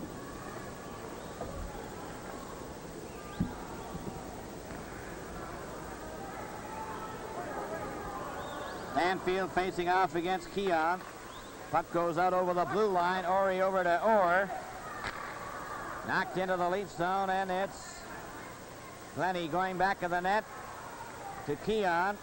Back to Glennie. Straight up the ice to center. A long pass for Ellis. Ellis races after it. Drags it back out of the net into the corner, and the linesman got in the way. Busick on this left side of the blue line. Partially blocked. Ori over to Orr. Back to Ori. For Stanfield, and Busick was offside. And the tempo is slowed down again. 1 minute and 2 seconds to go. Second period. A 1-1 tie.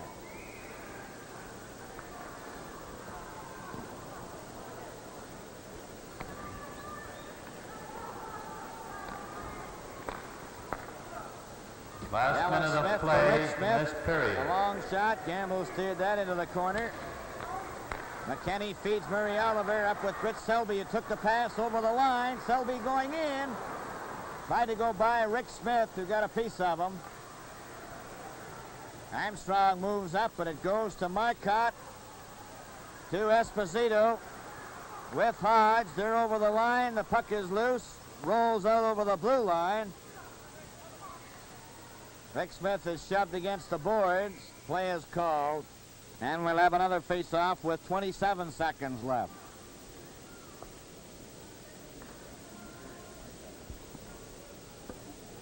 Esposito, Marcotte, and Hodge right at the blue line there with Oliver. Now then Ullman's coming out, and Ullman has been the shadow for Phil Esposito tonight.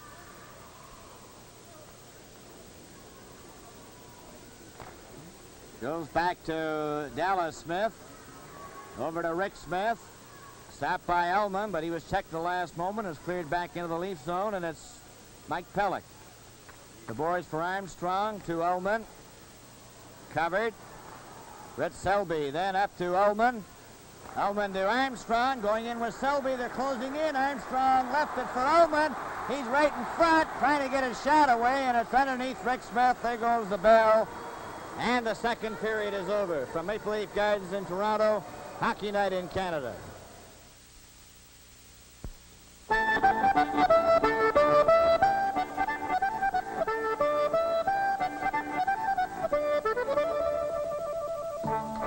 You're out in the town, and the scene set for spaghetti. To add a little extra pleasure every time you eat out in the town, the ale that comes to your table should be cool and crisp. Molson Export Ale, the thirst breaker.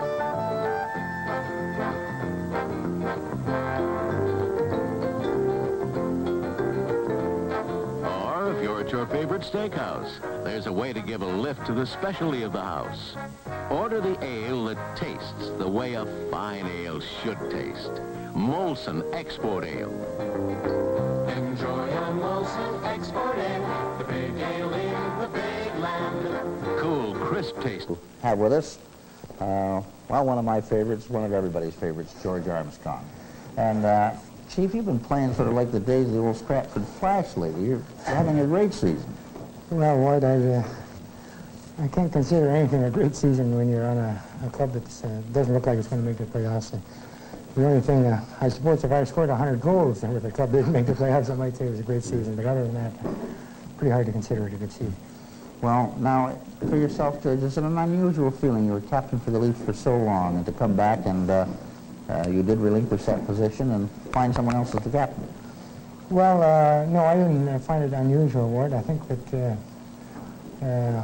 if anything has helped me to play as well as I have, you know, I think it's been the fact that I haven't been captain. I haven't had the extra responsibilities of being captain, and I think that to see the captain, you know, the fellow who wears it now at Keon, is the logical fellow who should be wearing it, even with me on the hockey team, because he's the type of player that picks up your team, skates good all night. There's a real, you know, he's one of the stars of the game and one of the fellows that should be wearing the seat. But there is a pressure to being captain, isn't there? Well, I think there's a certain amount of pressure, and I think that I found it a little bit lighter this year without it. Well, now take this team this year. Mathematically, they're still in, but it doesn't look like they're really going to make the playoffs. But has this young defense come on as much as expected? Well, I think that our defense has come on a little bit. Everyone has come on and learned a little bit of the National Hockey League style of defense. But they haven't come on perhaps as well as a lot of people or a lot of fans might like them to come on. And I think the reason for that is that they're all young fellas, and my theory about the thing is that you can't put young people, you know, you can't put all young people in and expect them to carry the load for you. I think that if those young fellas were playing with one veteran each, all of those young fellas would be playing even, you know, a little bit better than they're playing now. George, in March, is it too early to decide what you're going to do next year or not? Well, it is a little bit early, Word. This season's not over yet, and as you say, it's a mathematical chance to make the playoffs, but I think most people in this country buy sweepstake tickets, and they all hope, so we're kind of hoping to. Do you ever want to get into coaching, George? I've often thought of it, Ward, and I really don't know. If there was an offer, I'd have to see what the offer was. Thank you, George Armstrong. Continued good luck to you.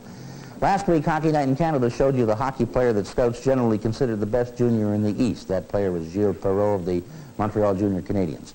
Tonight, Hockey Night in Canada takes its cameras to the West to look at the top choice out there, Reg Leach of the Flin Flon Bombers.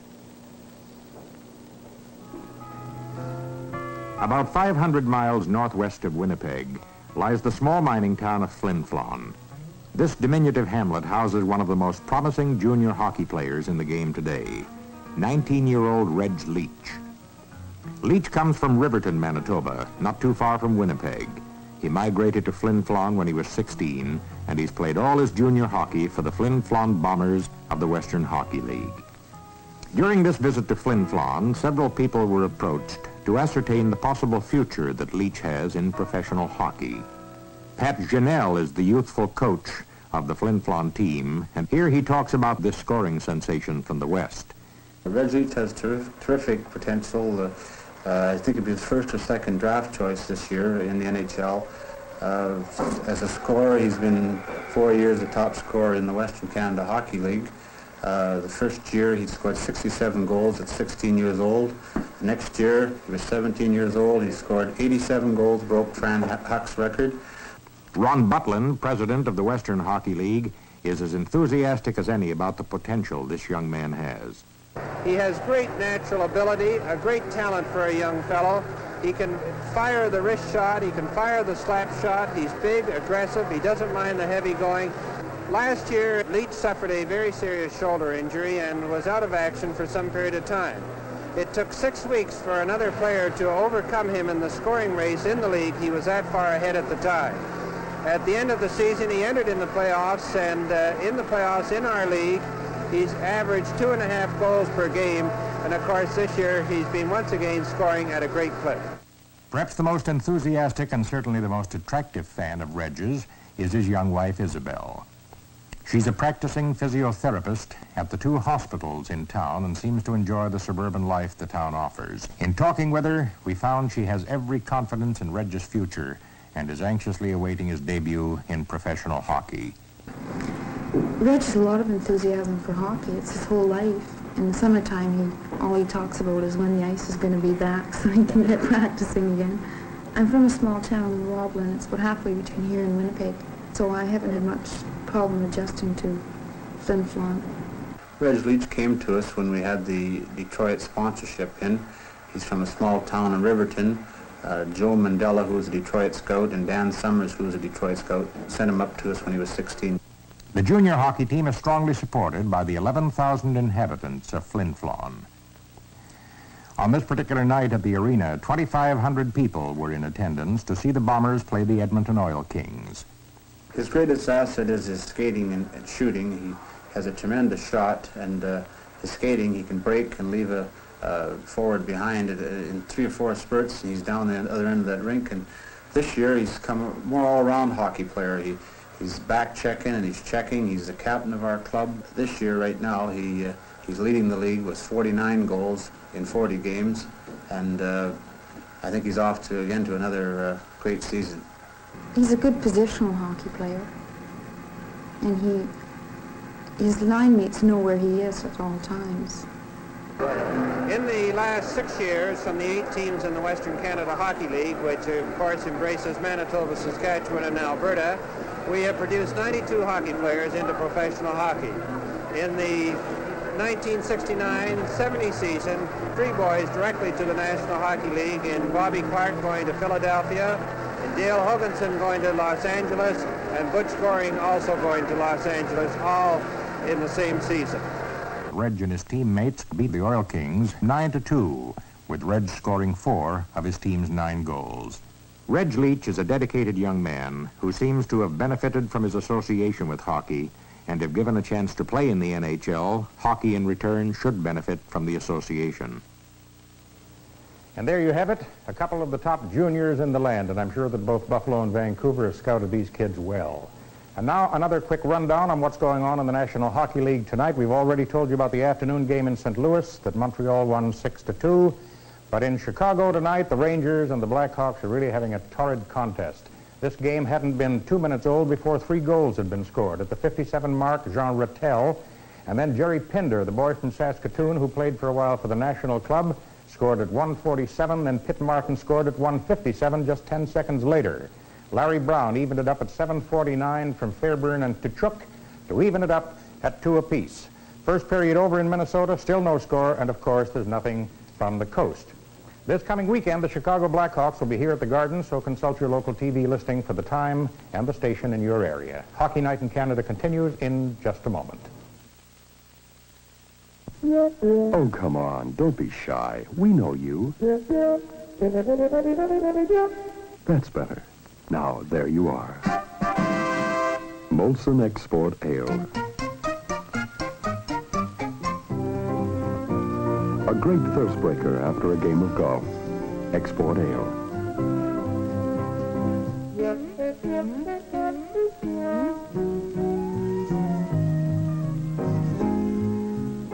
A welcome addition to your favorite meal. Export Ale.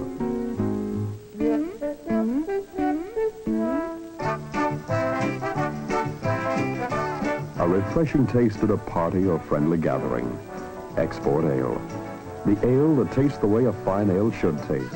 Big in flavor, big in popularity. Canada's largest selling ale. The big ale in the big land. Molson Export Ale.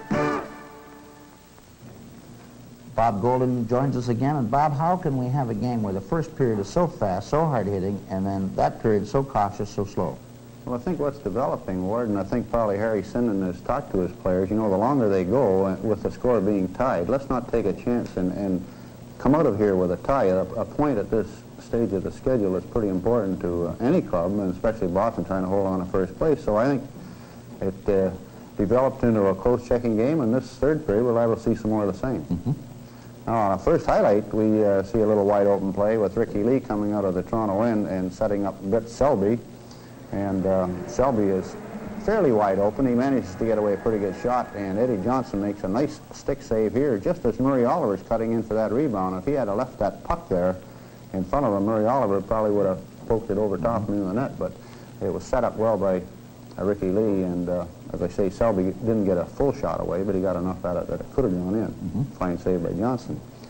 And on the second highlight, we see that Boston power play, not quite the same cast of characters. This time, Sinden's using Derek Sanderson's line with Wayne Carlton, but watch this play right here where Espo controls that puck on Ricky Lee, fans on the shot, and how Sanderson missed that open net after Hodge had a belt at it and Carlton had a belt at it. But right here is where this is Espo at his best, I guess. You know, he drags that puck on Rick Lee. Rick is coming out to block it, and he kind of fans on it here, and it goes to the big fellow there, and then Hodge has a poke at it, and here it's wide open, and Sanderson shovels it by that open side of the net with Bruce Gamble well out of his net. He broke our tradition. Usually when you're a guest on the show, the night you score.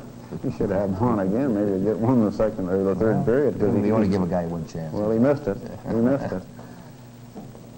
That, as I say, that could have put Boston in front 2-1. At that stage of the game, they may have been very tough to catch for Toronto. So I think we'll see this third period very, very close checking. Boston's certainly not going to take any chances. The Leafs may open it up, and if they open it up, then they're going to leave themselves open for some Boston chances. But I don't think that Boston club is going to take too many chances out there. Thank you, Bob Golden. Here at Maple Leaf Gardens in Toronto, the score at the end of the second period, Boston Bruins 1, Toronto Maple Leafs 1. After 5 years of research, Imperial Oil announces a whole new concept in tire buying. The Mark Series, 5 tires, each built and priced for a particular kind of driver. 5 tires, tomorrow's tires today. The City Tire, safe, sure, for 15,000 miles and more. Atlas Mark I, great value from $21.95. The Polyester Tire, built for more wear, quality, and traction for any road. Atlas Mark II. 20,000 plus miles of tire from $24.95. The hard driving tire, built especially for people who really depend on their cars.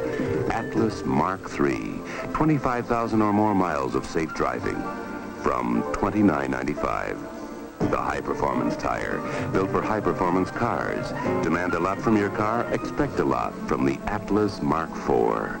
35,000 miles or more from $39.95. And finally, the top-of-the-line tire, the incredible radial you can punish for over 50,000 miles. Atlas Mark V. From $49.95 and worth every cent. 5 tires, each with the right combination of durability, safety, and price to give you more value for your money. 5 tires, the Mark series. One of them was built for you. Your participating SO dealer can help you pick the right one. Talk to him. He has the tires of tomorrow, today. There's the score. Boston 1, Toronto 1 as the teams come up the ice now for the final period. And the goal scoring was confined to the first period. Floyd Smith from Ullman and McKinney at .414 is third of the year. And Johnny Busick at .729 is 27th from McKenzie and Esposito. Boston outshot Toronto in the first period 12-7 and 14-13 in the second period. There were 4 penalties in the first period, 3 to Boston and 1 to the Leafs. In the second period, 2 penalties, both of them to the Maple Leafs. For this final period, the Boston Bruins with Ed Johnson in goal defends the north end of my left. Bruce Gamble at the south end of the right for the Maple Leafs. Derek Sanderson will start at center ice for the Boston Bruins. Eddie Westfall on the right wing. Now they're making a change, and Sanderson has been replaced, and Esposito will start. Esposito, Hodge, and Marcotte. Alman, Henderson, and Ellis. Lee and Glennie, Orr and Ori. Ellis back to Lee. Lee's pass for Ullman over on the right side for Ellis, who's over the line. Centered it for Henderson, and Hodge had him too well covered. Knocked out to center ice, pass back to Henderson. Henderson took a long shot, the rebound off the boards. Marcotte knocking it back to Orr. Orr starting out. Flipping it to Esposito for Hodge. Long shot by Kenny Hodge and Glennie. Hit it right on the Hodge's stick, another shot, and that's wide. Ellis and Marcotte over on the right wing. Esposito comes up with it. Alman then takes it away from him. Alman to Lee. Rick Lee coming out. A pass to Ullman up at center. Long shot off the boards. Marcotte gets in ahead of Ellis. Gets it over to Esposito. Back to Marcotte. Marcotte over the blue line up at center. Skated off by Ellis. Knocked into the Leaf zone, and it's Glennie back for it. Glennie up to Henderson. Pass intercepted by Ori. Shot it off Esposito. Glennie holding it there, and it gets all tied up with Neil Armstrong, and that's where play ends.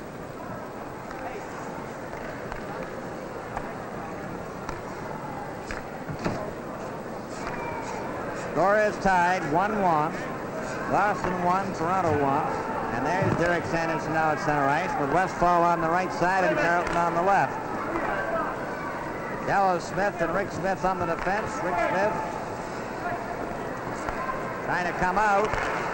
Stopped by Keon, then gets it back again over the line. Pillick skates them off, knocked them down. Enter is knocked into the boards. Play is called. And we'll have a face-off in the Leaf zone to the left.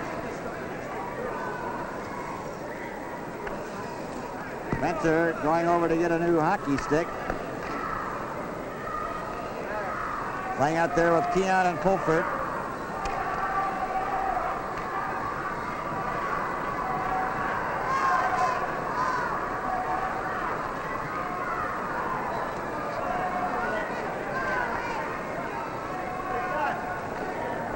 Spencer took a real hard jolt against the boards, and I believe he's going to get a rest. Clancy comes over the boards.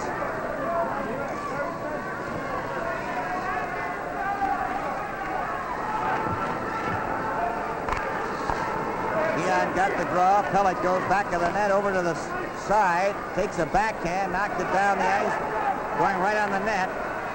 And Johnson's gets it over to Rick Smith. And Eddie Westfall. Eddie Westfall coming out.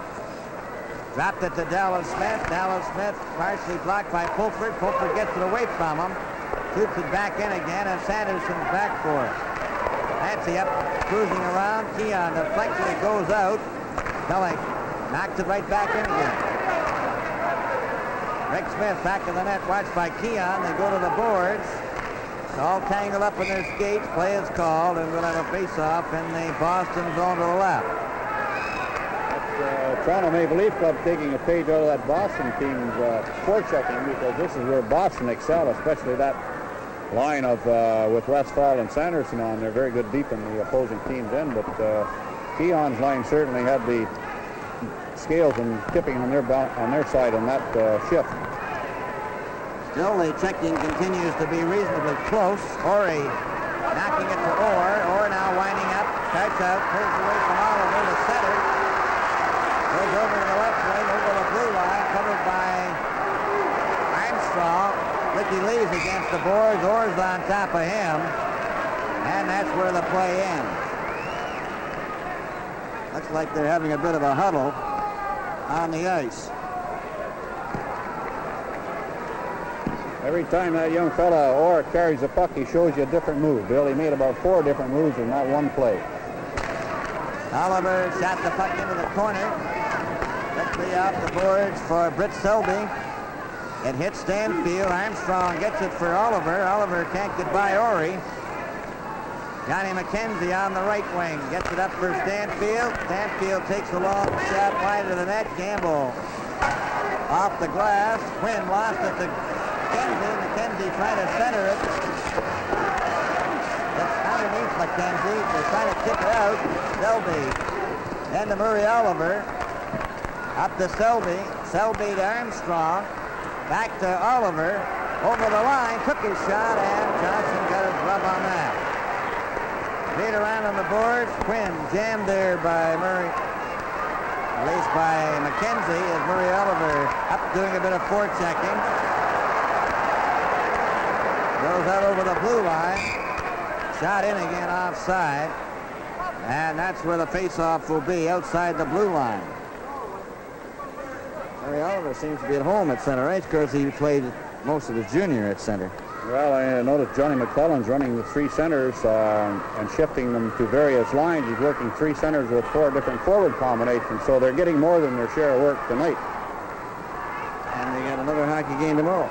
Well, as you said, that's not a new position to Murray Oliver, because he played there with Detroit, and he played there also with Boston and for different periods with Toronto Maple Leafs. Dallas Smith up for Sanderson, ends up on McKenny's stick.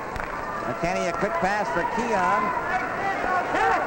Johnson wrapped it off the boards. Dallas Smith then to Cashman, to Sanderson, back to Cashman. Checked by Keon. Mike Pellick shot it off the boards for Floyd Smith. He missed it. A pass for Cashman's going down the ice. Mike Pellick going back for it first. Touched it. And that is icing called against the Boston Bruins. Excuse me, sir. What does that so extra performance mean to you? Economy. Mile after mile.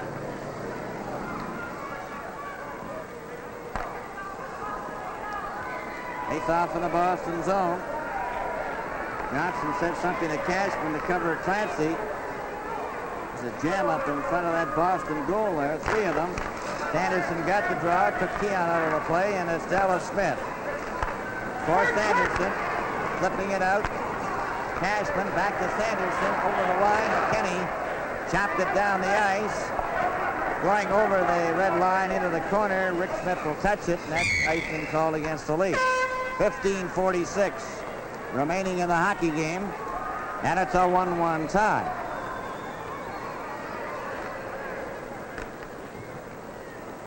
With a good look at Eddie Westphal, at old reliable on that right wing for Boston, who game in and game out is probably their steadiest performer.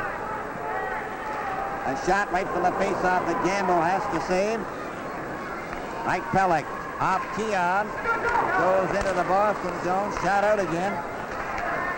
Derek Sanderson knocked the puck into the Leaf zone. Gamble off the board. Stopped by Cashman. Cashman set it in, and Keon comes up with it. Keon straight down the ice. Over the blue line. Stop. centered it. Clancy got his shot, but it's wide. Dallas Smith holding it against the boards, and he held it long enough for a faceoff.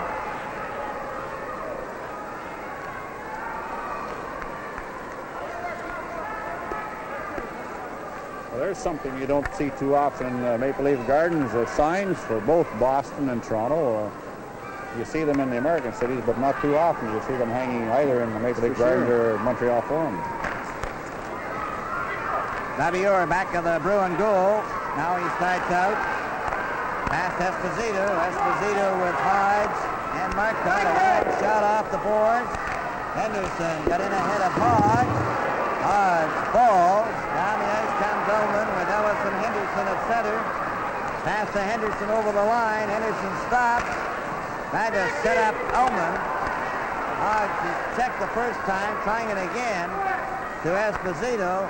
He backhands the puck into the Leaf zone. Rick Lee. Nearly got trouble in front of his own net, but carries it out. Henderson is checked by Hodge. Then Glennie. Coming back.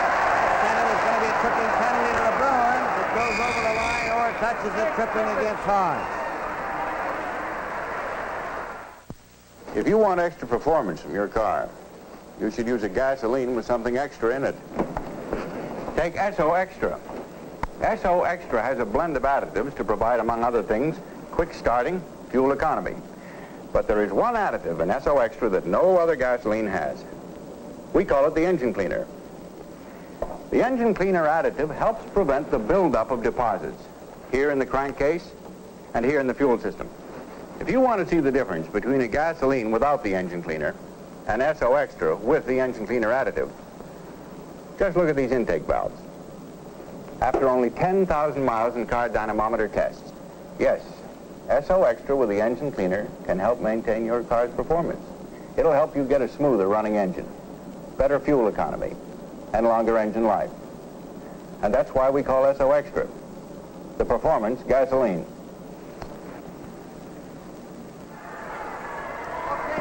Hodge in the penalty box, number 8, for tripping. Well, there's that play he was called on. As he pulled it just right there, he lifted his stick and pulled him down with his foot. Now shot by Keon and played on. Ellis in front with a backhand, and it's stopped by Ori, who dropped down in front. 14-13 remaining in the hockey game. It's a 1-1 tie. That's a play you'll see Don Ori pull quite often. Billy's very adept at blocking shots in front of that Boston net. On the face-off, it's back to Keon again. Into Ullman. His shot, Henderson. Goes to Henderson again. Out to Keon. Off the boards to McKinney. He shot it around back of the net. Henderson's got it. Back to Ellis. Out to Keon. Keon shoots.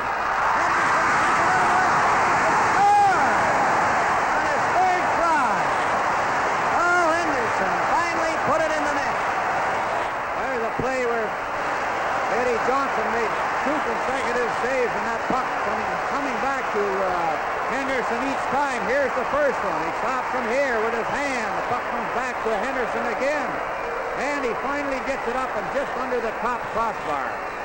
But after Johnson... Toronto goal scored by number 19, Henderson.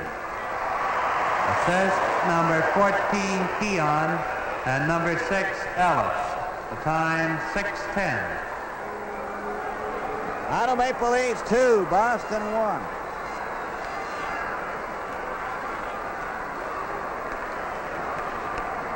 Campbell goes after it. Hodge was in the penalty box when Henderson scored to give the Leafs the 2-1 lead. Murray Oliver to Glennie. Takes a long shot, wide of the net. A rebound to Rick Smith. Against the boards, kicked loose to Johnny McKenzie. McKenzie hit Oliver, comes back to Glennie. He moves over the red line and shoots it right back in again. Dallas Smith, checked by Oliver. He sent it out in front. Rick Smith got it again. Way up the ice at center. Shot it into the Leafs zone. Gamble lets it go.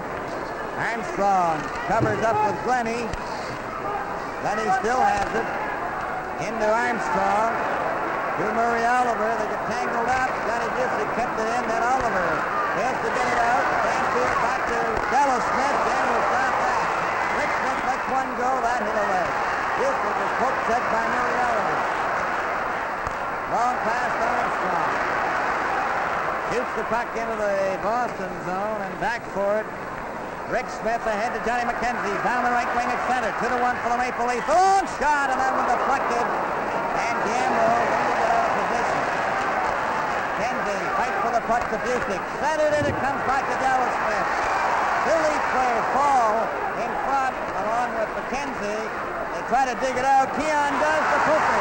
Rick Selby, one man back. Pooper closing in. He shoots, and he shot it wide. Keon then to Pooper again. Back to McKinney. Right in front of the net. Hooper knocked it down but couldn't get his shot. Stanfield back at center ice as they open up. Stanfield shoots high. Spencer and McKenzie bump together. Spencer gets the pass. There's going to be a penalty here.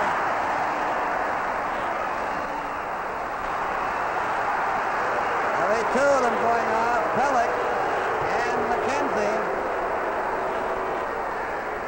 Take a look at that little bit of a hassle going on here with McKenzie and Pellick, and there's certainly no love lost in there, and Pellick certainly took the worst of that. Not only did he get a stick in the face, but he came up with a 2-minute penalty also.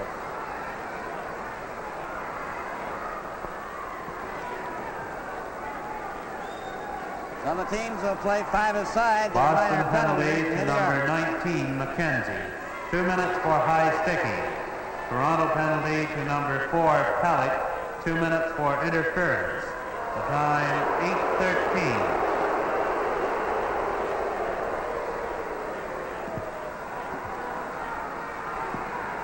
.8:13 is the time of the high sticking and interference penalties. The teams are at five-a-side. Keon has gone to the Leaf dressing room. Quinn. Pass to McKinney. Back of the Leaf goal. Toronto leading 2-1 with 11:38 to go. McKinney for Pulford. Pulford gets away at center. Lost it at the Boston line. Carlton took his man out. McKinney coming over the line with Ullman. The puck was knocked down with a high stick. Play is called as Sanderson is out there with Carlton, Ori, and Orr. For some reason, Bob, Keon has gone to the dressing room. Well, I don't know what it would be, Bill, because I never saw anything happen to him out there, or maybe...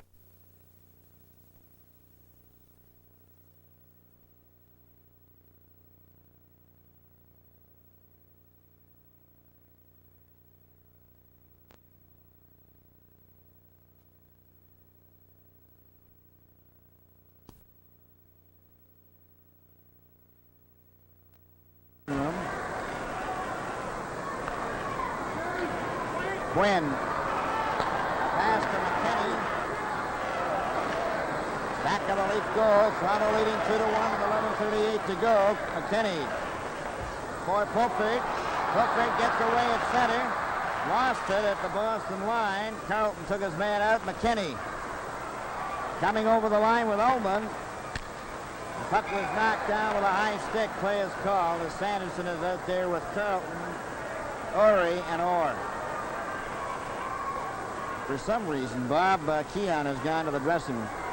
Well, I don't know what it would be, Bill, because I never saw anything happen to him out there, or maybe get some word on him. Orr. Back of the net. Now it's Orr at the blue line, up at center. Over the line, and it's Quinn going back for it. Pass up to Pulford. Pulford up at center. Pass over to Ullman. Ullman trying to get a whack at it. Brought down the ice by Orr at center. Over the line, gets by Quinn into the corner. Back of the net. Trying to center it. Orr's got it again. Still in the Leaf zone. Gives it back centered. He does. Quinn is there. And he shot it out to center ice off Orr, and it's Pulford for Ullman. Ullman can't get loose. Now here's Orr coming again. 10:24 remaining as Carlton comes over the line. He took his shot, and it's wide. Ronnie Ellis just shoots it out to center ice. Orr is there. Bruins trying to put on the pressure now for Sanderson, broken up by Murray Oliver. Oliver over the line. Dropped it back, and Lee didn't get up in time. Rick Lee now takes his shot. Johnson stopped that to Orr. 9:56 remaining as Esposito comes up to center. Trying to go through the defense. Ellis tapped it to Glennie. Murray Oliver coming back with Pellick. Shot in, caught by Johnson offside, and a face-off outside the blue line.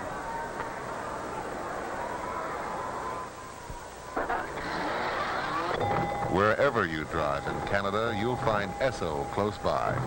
Something extra from Esso. Esposito, Hodge, and Marcotte. Gallo Smith and Rick Smith. Keon's back out there now with Henderson and Ellis. Probably something was wrong with his equipment. A long shot offside at the Boston blue line. 9 minutes and 34 seconds remaining in the game. It's 2-1 for the Maple Leafs. The tie-breaking goal scored by Paul Henderson from Keon and Ellis is 14th of the year.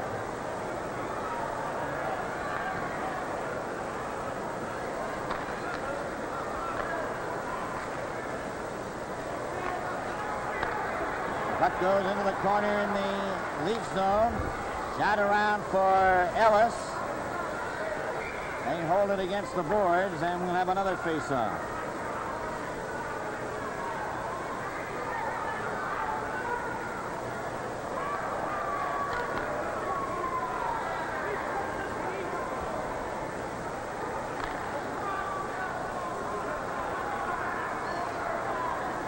Keon facing off with Esposito. Now with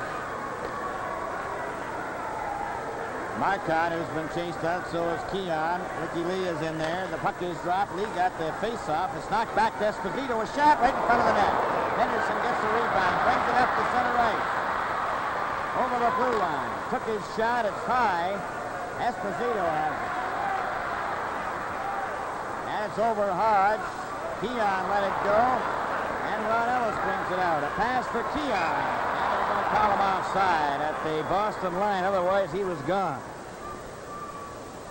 At a time score, New York Rangers 3, Chicago Blackhawks 2. Walter Tkachuk from Rod Gilbert. 15:55 of the second period. Rangers 3, the Blackhawks 2.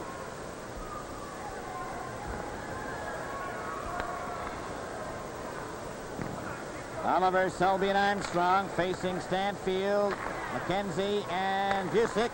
And Stanfield was in the clear. Busick been able to get it to him. Stanfield hit by Pellick. Kenny in possession in his own zone to Mike Pellick. Up to Britt Selby. Selby goes down the left wing over the blue line to Murray Oliver. Oliver centered it, but it was stopped by Orr. Orr feeds Johnny McKenzie. McKenzie coming down the right wing. Stopped by Selby.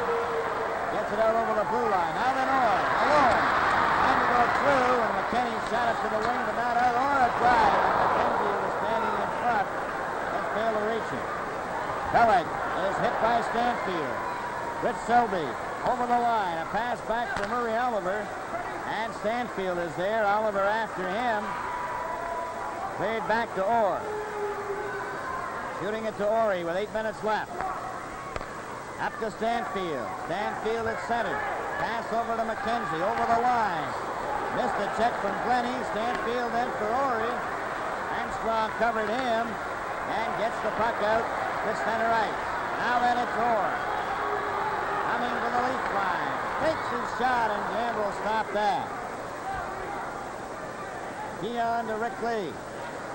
Rick Lee pulled away from a check. Coming up the center to Keon. Over the line to Clancy. Takes his shot. Johnson just got his glove in the way of that shot. Cleared down the ice by the Bruins. Lenny's going back for it. It's over the red line. That's going to be icing.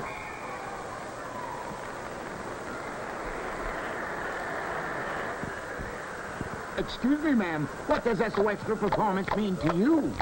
Power.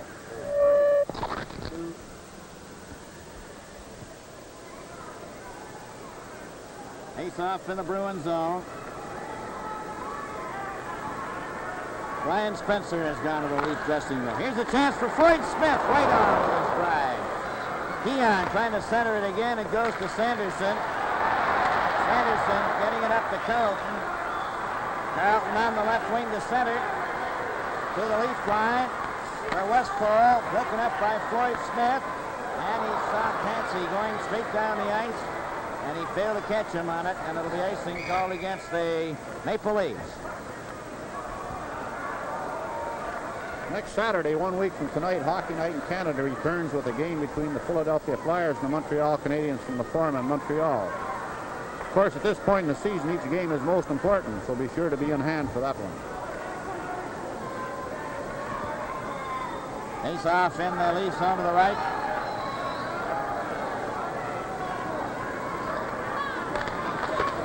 The puck goes loose to Sanderson. Backhanded it's wide. Westfall gets a hold of the puck. Knocked by Pellick to Henderson, and his pass from Ullman to Ellis was broken up. Pellick has lost his stick. McKinney up to Ellis, then to Ullman. Ullman for Henderson. Johnson knocked it off to the wing, and it's Eddie Westfall shooting it up to Sanderson again. Stopped by Ronnie Ellis to Paul Henderson. Back to Jim McKinney. Over to Mike Pellick. Then to McKinney. McKinney straight up the ice at center. He flips one in.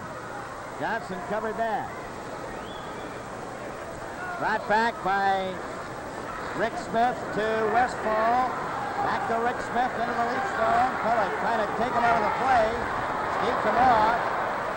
McKinney drags the puck along the board. Gets it away from one check. Ellis is jammed there. They go to the boards. Play is called. Face-off will be in the Leaf zone to the right. 5 minutes, 48 seconds to go. Further out of town score, Nestorenko has tied it up for the Blackhawks from Pitt Martin and Magnuson at 18:38 of the second period. I say Wayne Carlton certainly showed his displeasure on that quick whistle after he dug that puck out of that muddle over in the corner.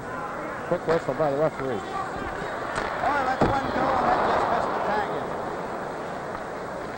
Selby gets it up the center ice. Flipped right back again by Glenny with Murray Ullum. Checked by Orr, then it's Glenny over again. His weak shot stopped by Orr. Orr gets it over to Orry.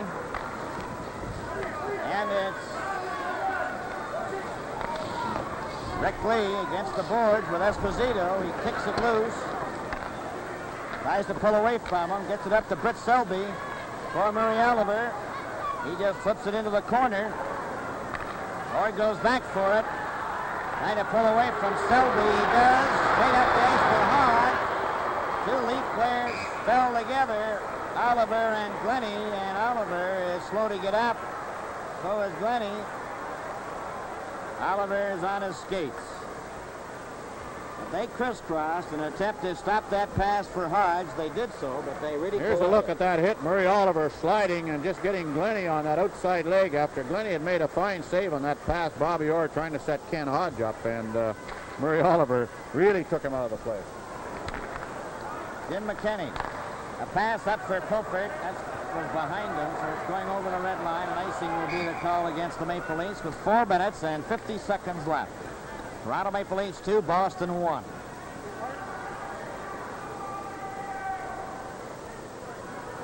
Keon, Pilford, Smith, Pellick and McKinney, Esposito, Hodge, Marcotte, Orry, and Orr.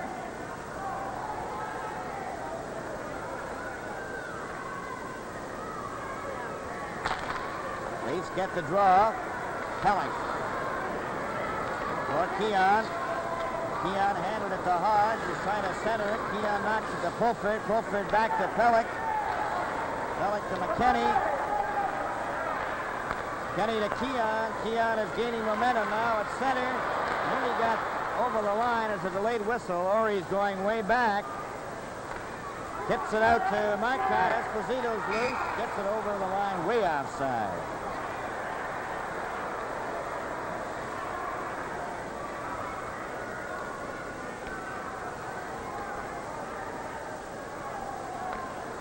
Four minutes, 21 seconds to go. Bruins are making a change, and the two teams are quite tired, Bob, at this time. There doesn't seem to be too much left there. I thought maybe Boston would start to put out all the stops because they really need this point, but they don't seem to maybe have too much left. It's McKenzie over the line to Stanfield. Stanfield to the backhand. Here's a chance for Dallas Smith right in front. Stanfield just failed to put it in the open side.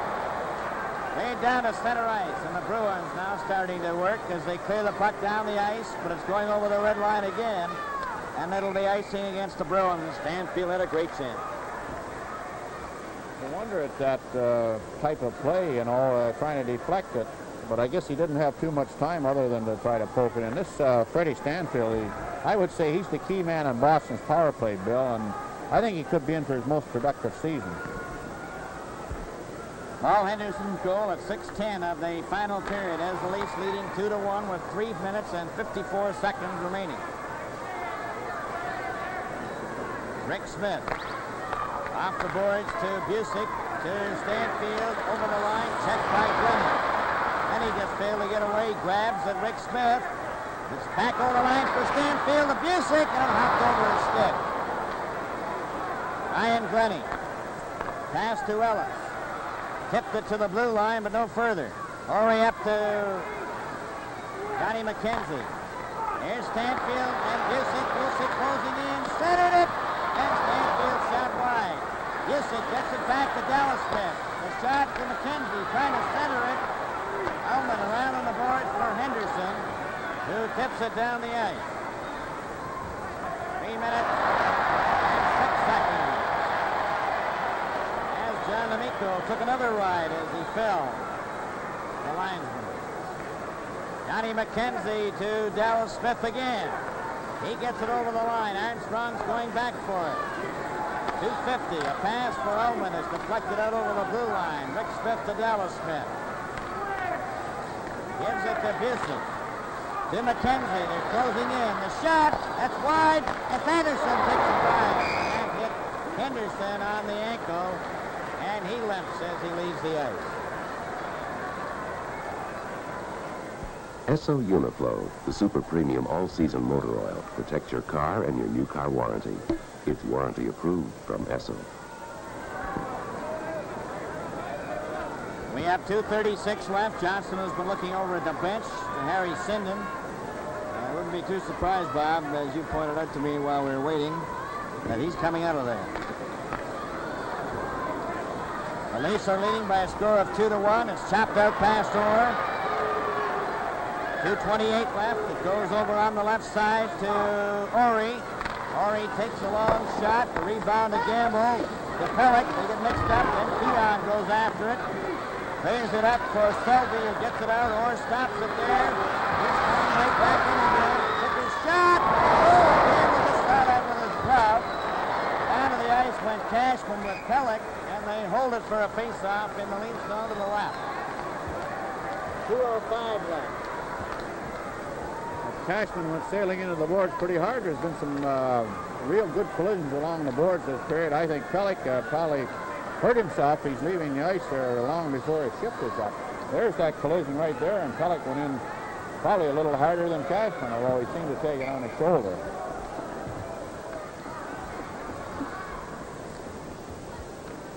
Esposito's out there on the defense now. Along with Orr, Westfall, Sanderson, and Cashman. Ullman got the draw. Glenny along the boards. It's cleared back. Selby gets it out, and it goes back to the Boston blue line with 1 minute and 54 seconds left. 2-1 for the Maple Leafs. Esposito stopped by Ullman. The puck is along the boards. Armstrong took a shot that just missed the target. Westfall gives it to Orr. Here comes Orr up the center. Shot was knocked down. Orr gets it back to Esposito. Esposito's shot knocked down by Ricky Lee. Here's Sanderson getting the chance right in front of the net. Ullman has checked. Sanderson's got it again, a shot. Rick Lee fell in front of him. Sanderson again, back to Orr. There goes the shot. Campbell gave it out to the wing, and Ricky Lee fights for it along the board. Ricky Lee comes up with it. Out over the blue line to center. Waits. And then just flicks it into the corner with a minute remaining. Last minute of play checked in the by game. Ellis. Centered it for Ullman. Ullman for Ellis. Back to Pulford. He shot it back into the corner, back of the net. Orr is trying to come out. This pass to Cashman. Here comes Johnson. The puck is knocked into the corner with 40 seconds. Ricky Lee goes down on the boards with the puck underneath him.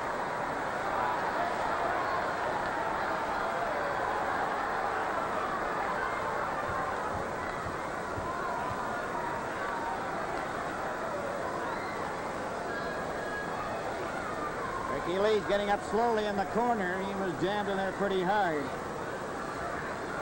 And he's really been playing a very sound hockey game for the Leafs tonight. He's been very good at his own end, and not only in his own end, but lugging that puck out of there and bringing it out, or getting it out of the danger zone. But we're going to see a real wind-up finish here, Bill, with that Boston goal empty. And Harry Sinden is talking to Phil Esposito over there, and I would imagine that this is, you know, this could come down to probably being the most important face-off in the Boston season if they could pull a tie out of here and ensure themselves of a point in that fight for first place. Right, Bob, there's no tomorrow, and the Bruins need everything they can get because there's 5 of them battling, and very little separates the teams. Sanderson, Esposito, Hodge, McKenzie, Busick, and Orr. And that's quite a bunch of hockey players out there. From the face-off, it comes back to Orr. There's the shot. It hit Fulton, went to the corner. Hodge took a drive. Gamble stopped that. Hits back in the net. Glenny fell in front of Busick. Keon gets a hold of it. Wrapped it to the blue line and out. A race for it. Orr shot it into the Leaf bench with 22 seconds. Well, I tell you, Bill, there's nothing like an empty net to bring the crowd up on their feet. And this is probably the most excited this gang has been at this game tonight. Just that sound is almost deafening when the Toronto, Davey Keon got that puck near the Toronto blue line and dumped it over. Toronto 2, Boston 1, 22 seconds left. Here comes Johnson back out again, and McKenzie goes off the ice.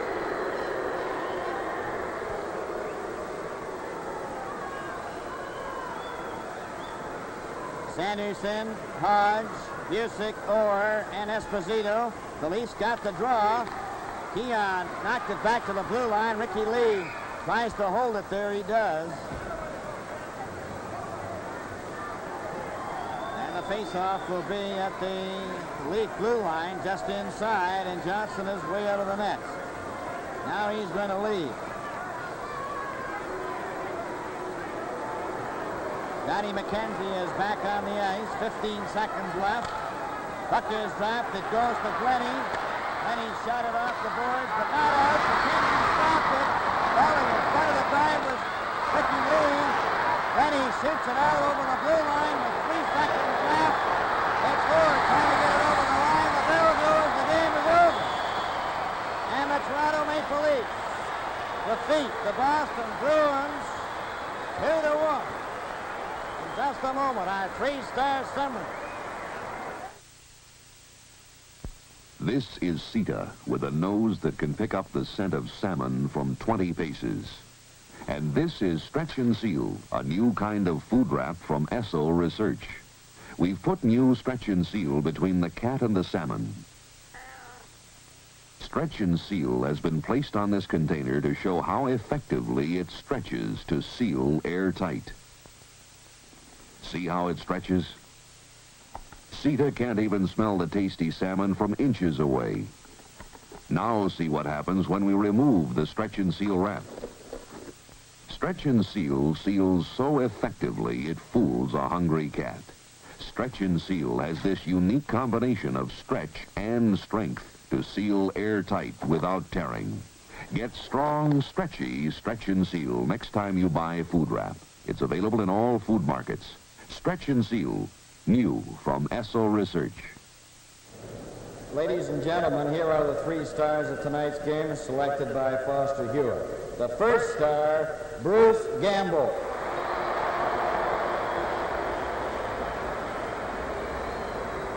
The second star, Bobby Orr. And the third star, Rick Lee.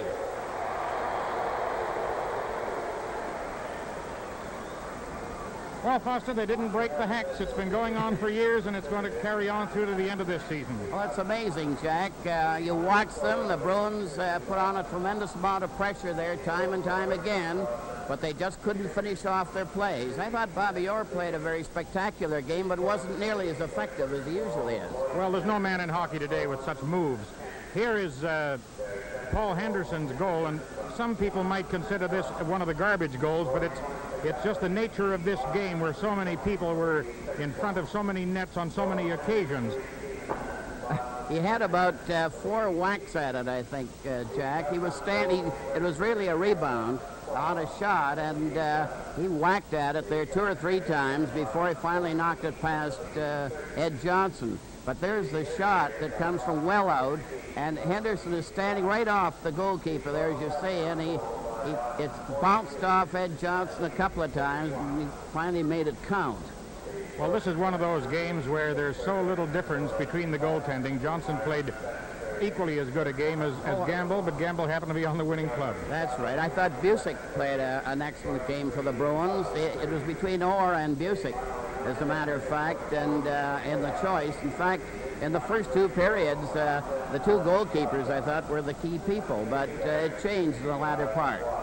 Foster, do you think psychology plays a role in a game like this where the Bruins know that after 3 seasons they can't win a game in Maple Leaf Gardens, and the Leafs, on the other hand, know this and are up for it? Well, it's pretty hard to say.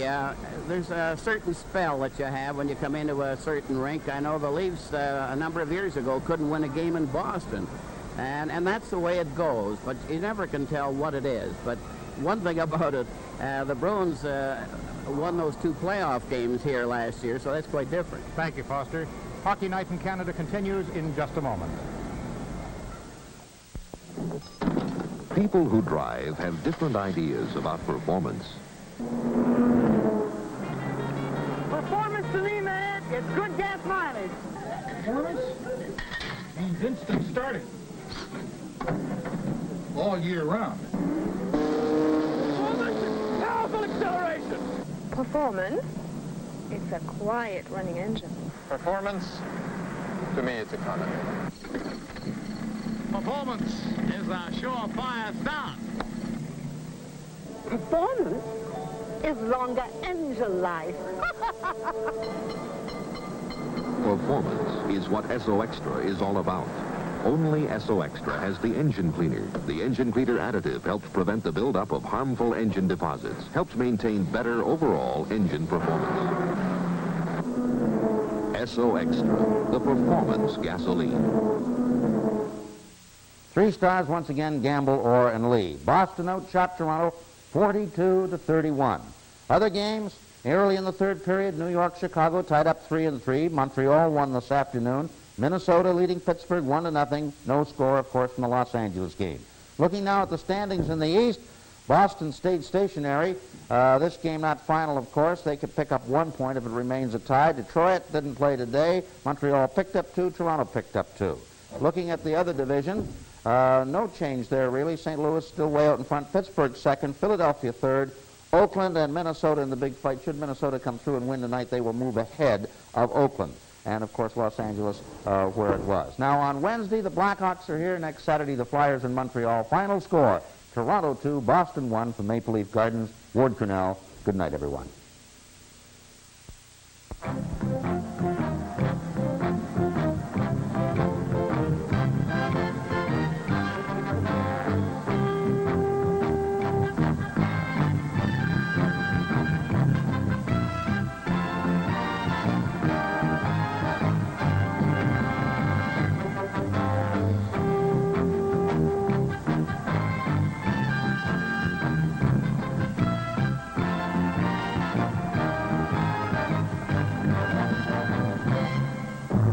Hockey Night in Canada, brought to you by Molson's, brewers of Molson Export Ale and Molson Canadian Lager Beer, Imperial Oil, and Esso dealers, agents, and distributors.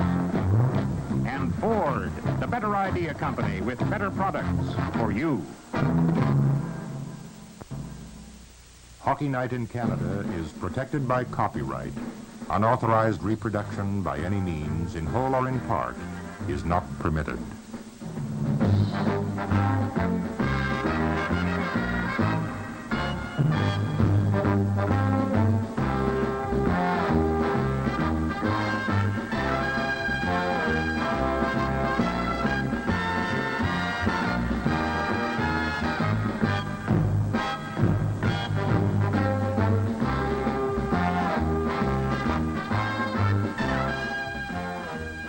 Stay tuned now for the toe-tapping beat of Country Time with special guests Fred McKenna, Juanetta Henderson, and the Boutillier brothers.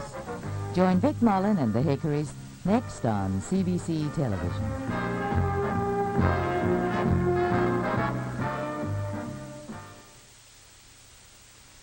This is the CBC Television Network.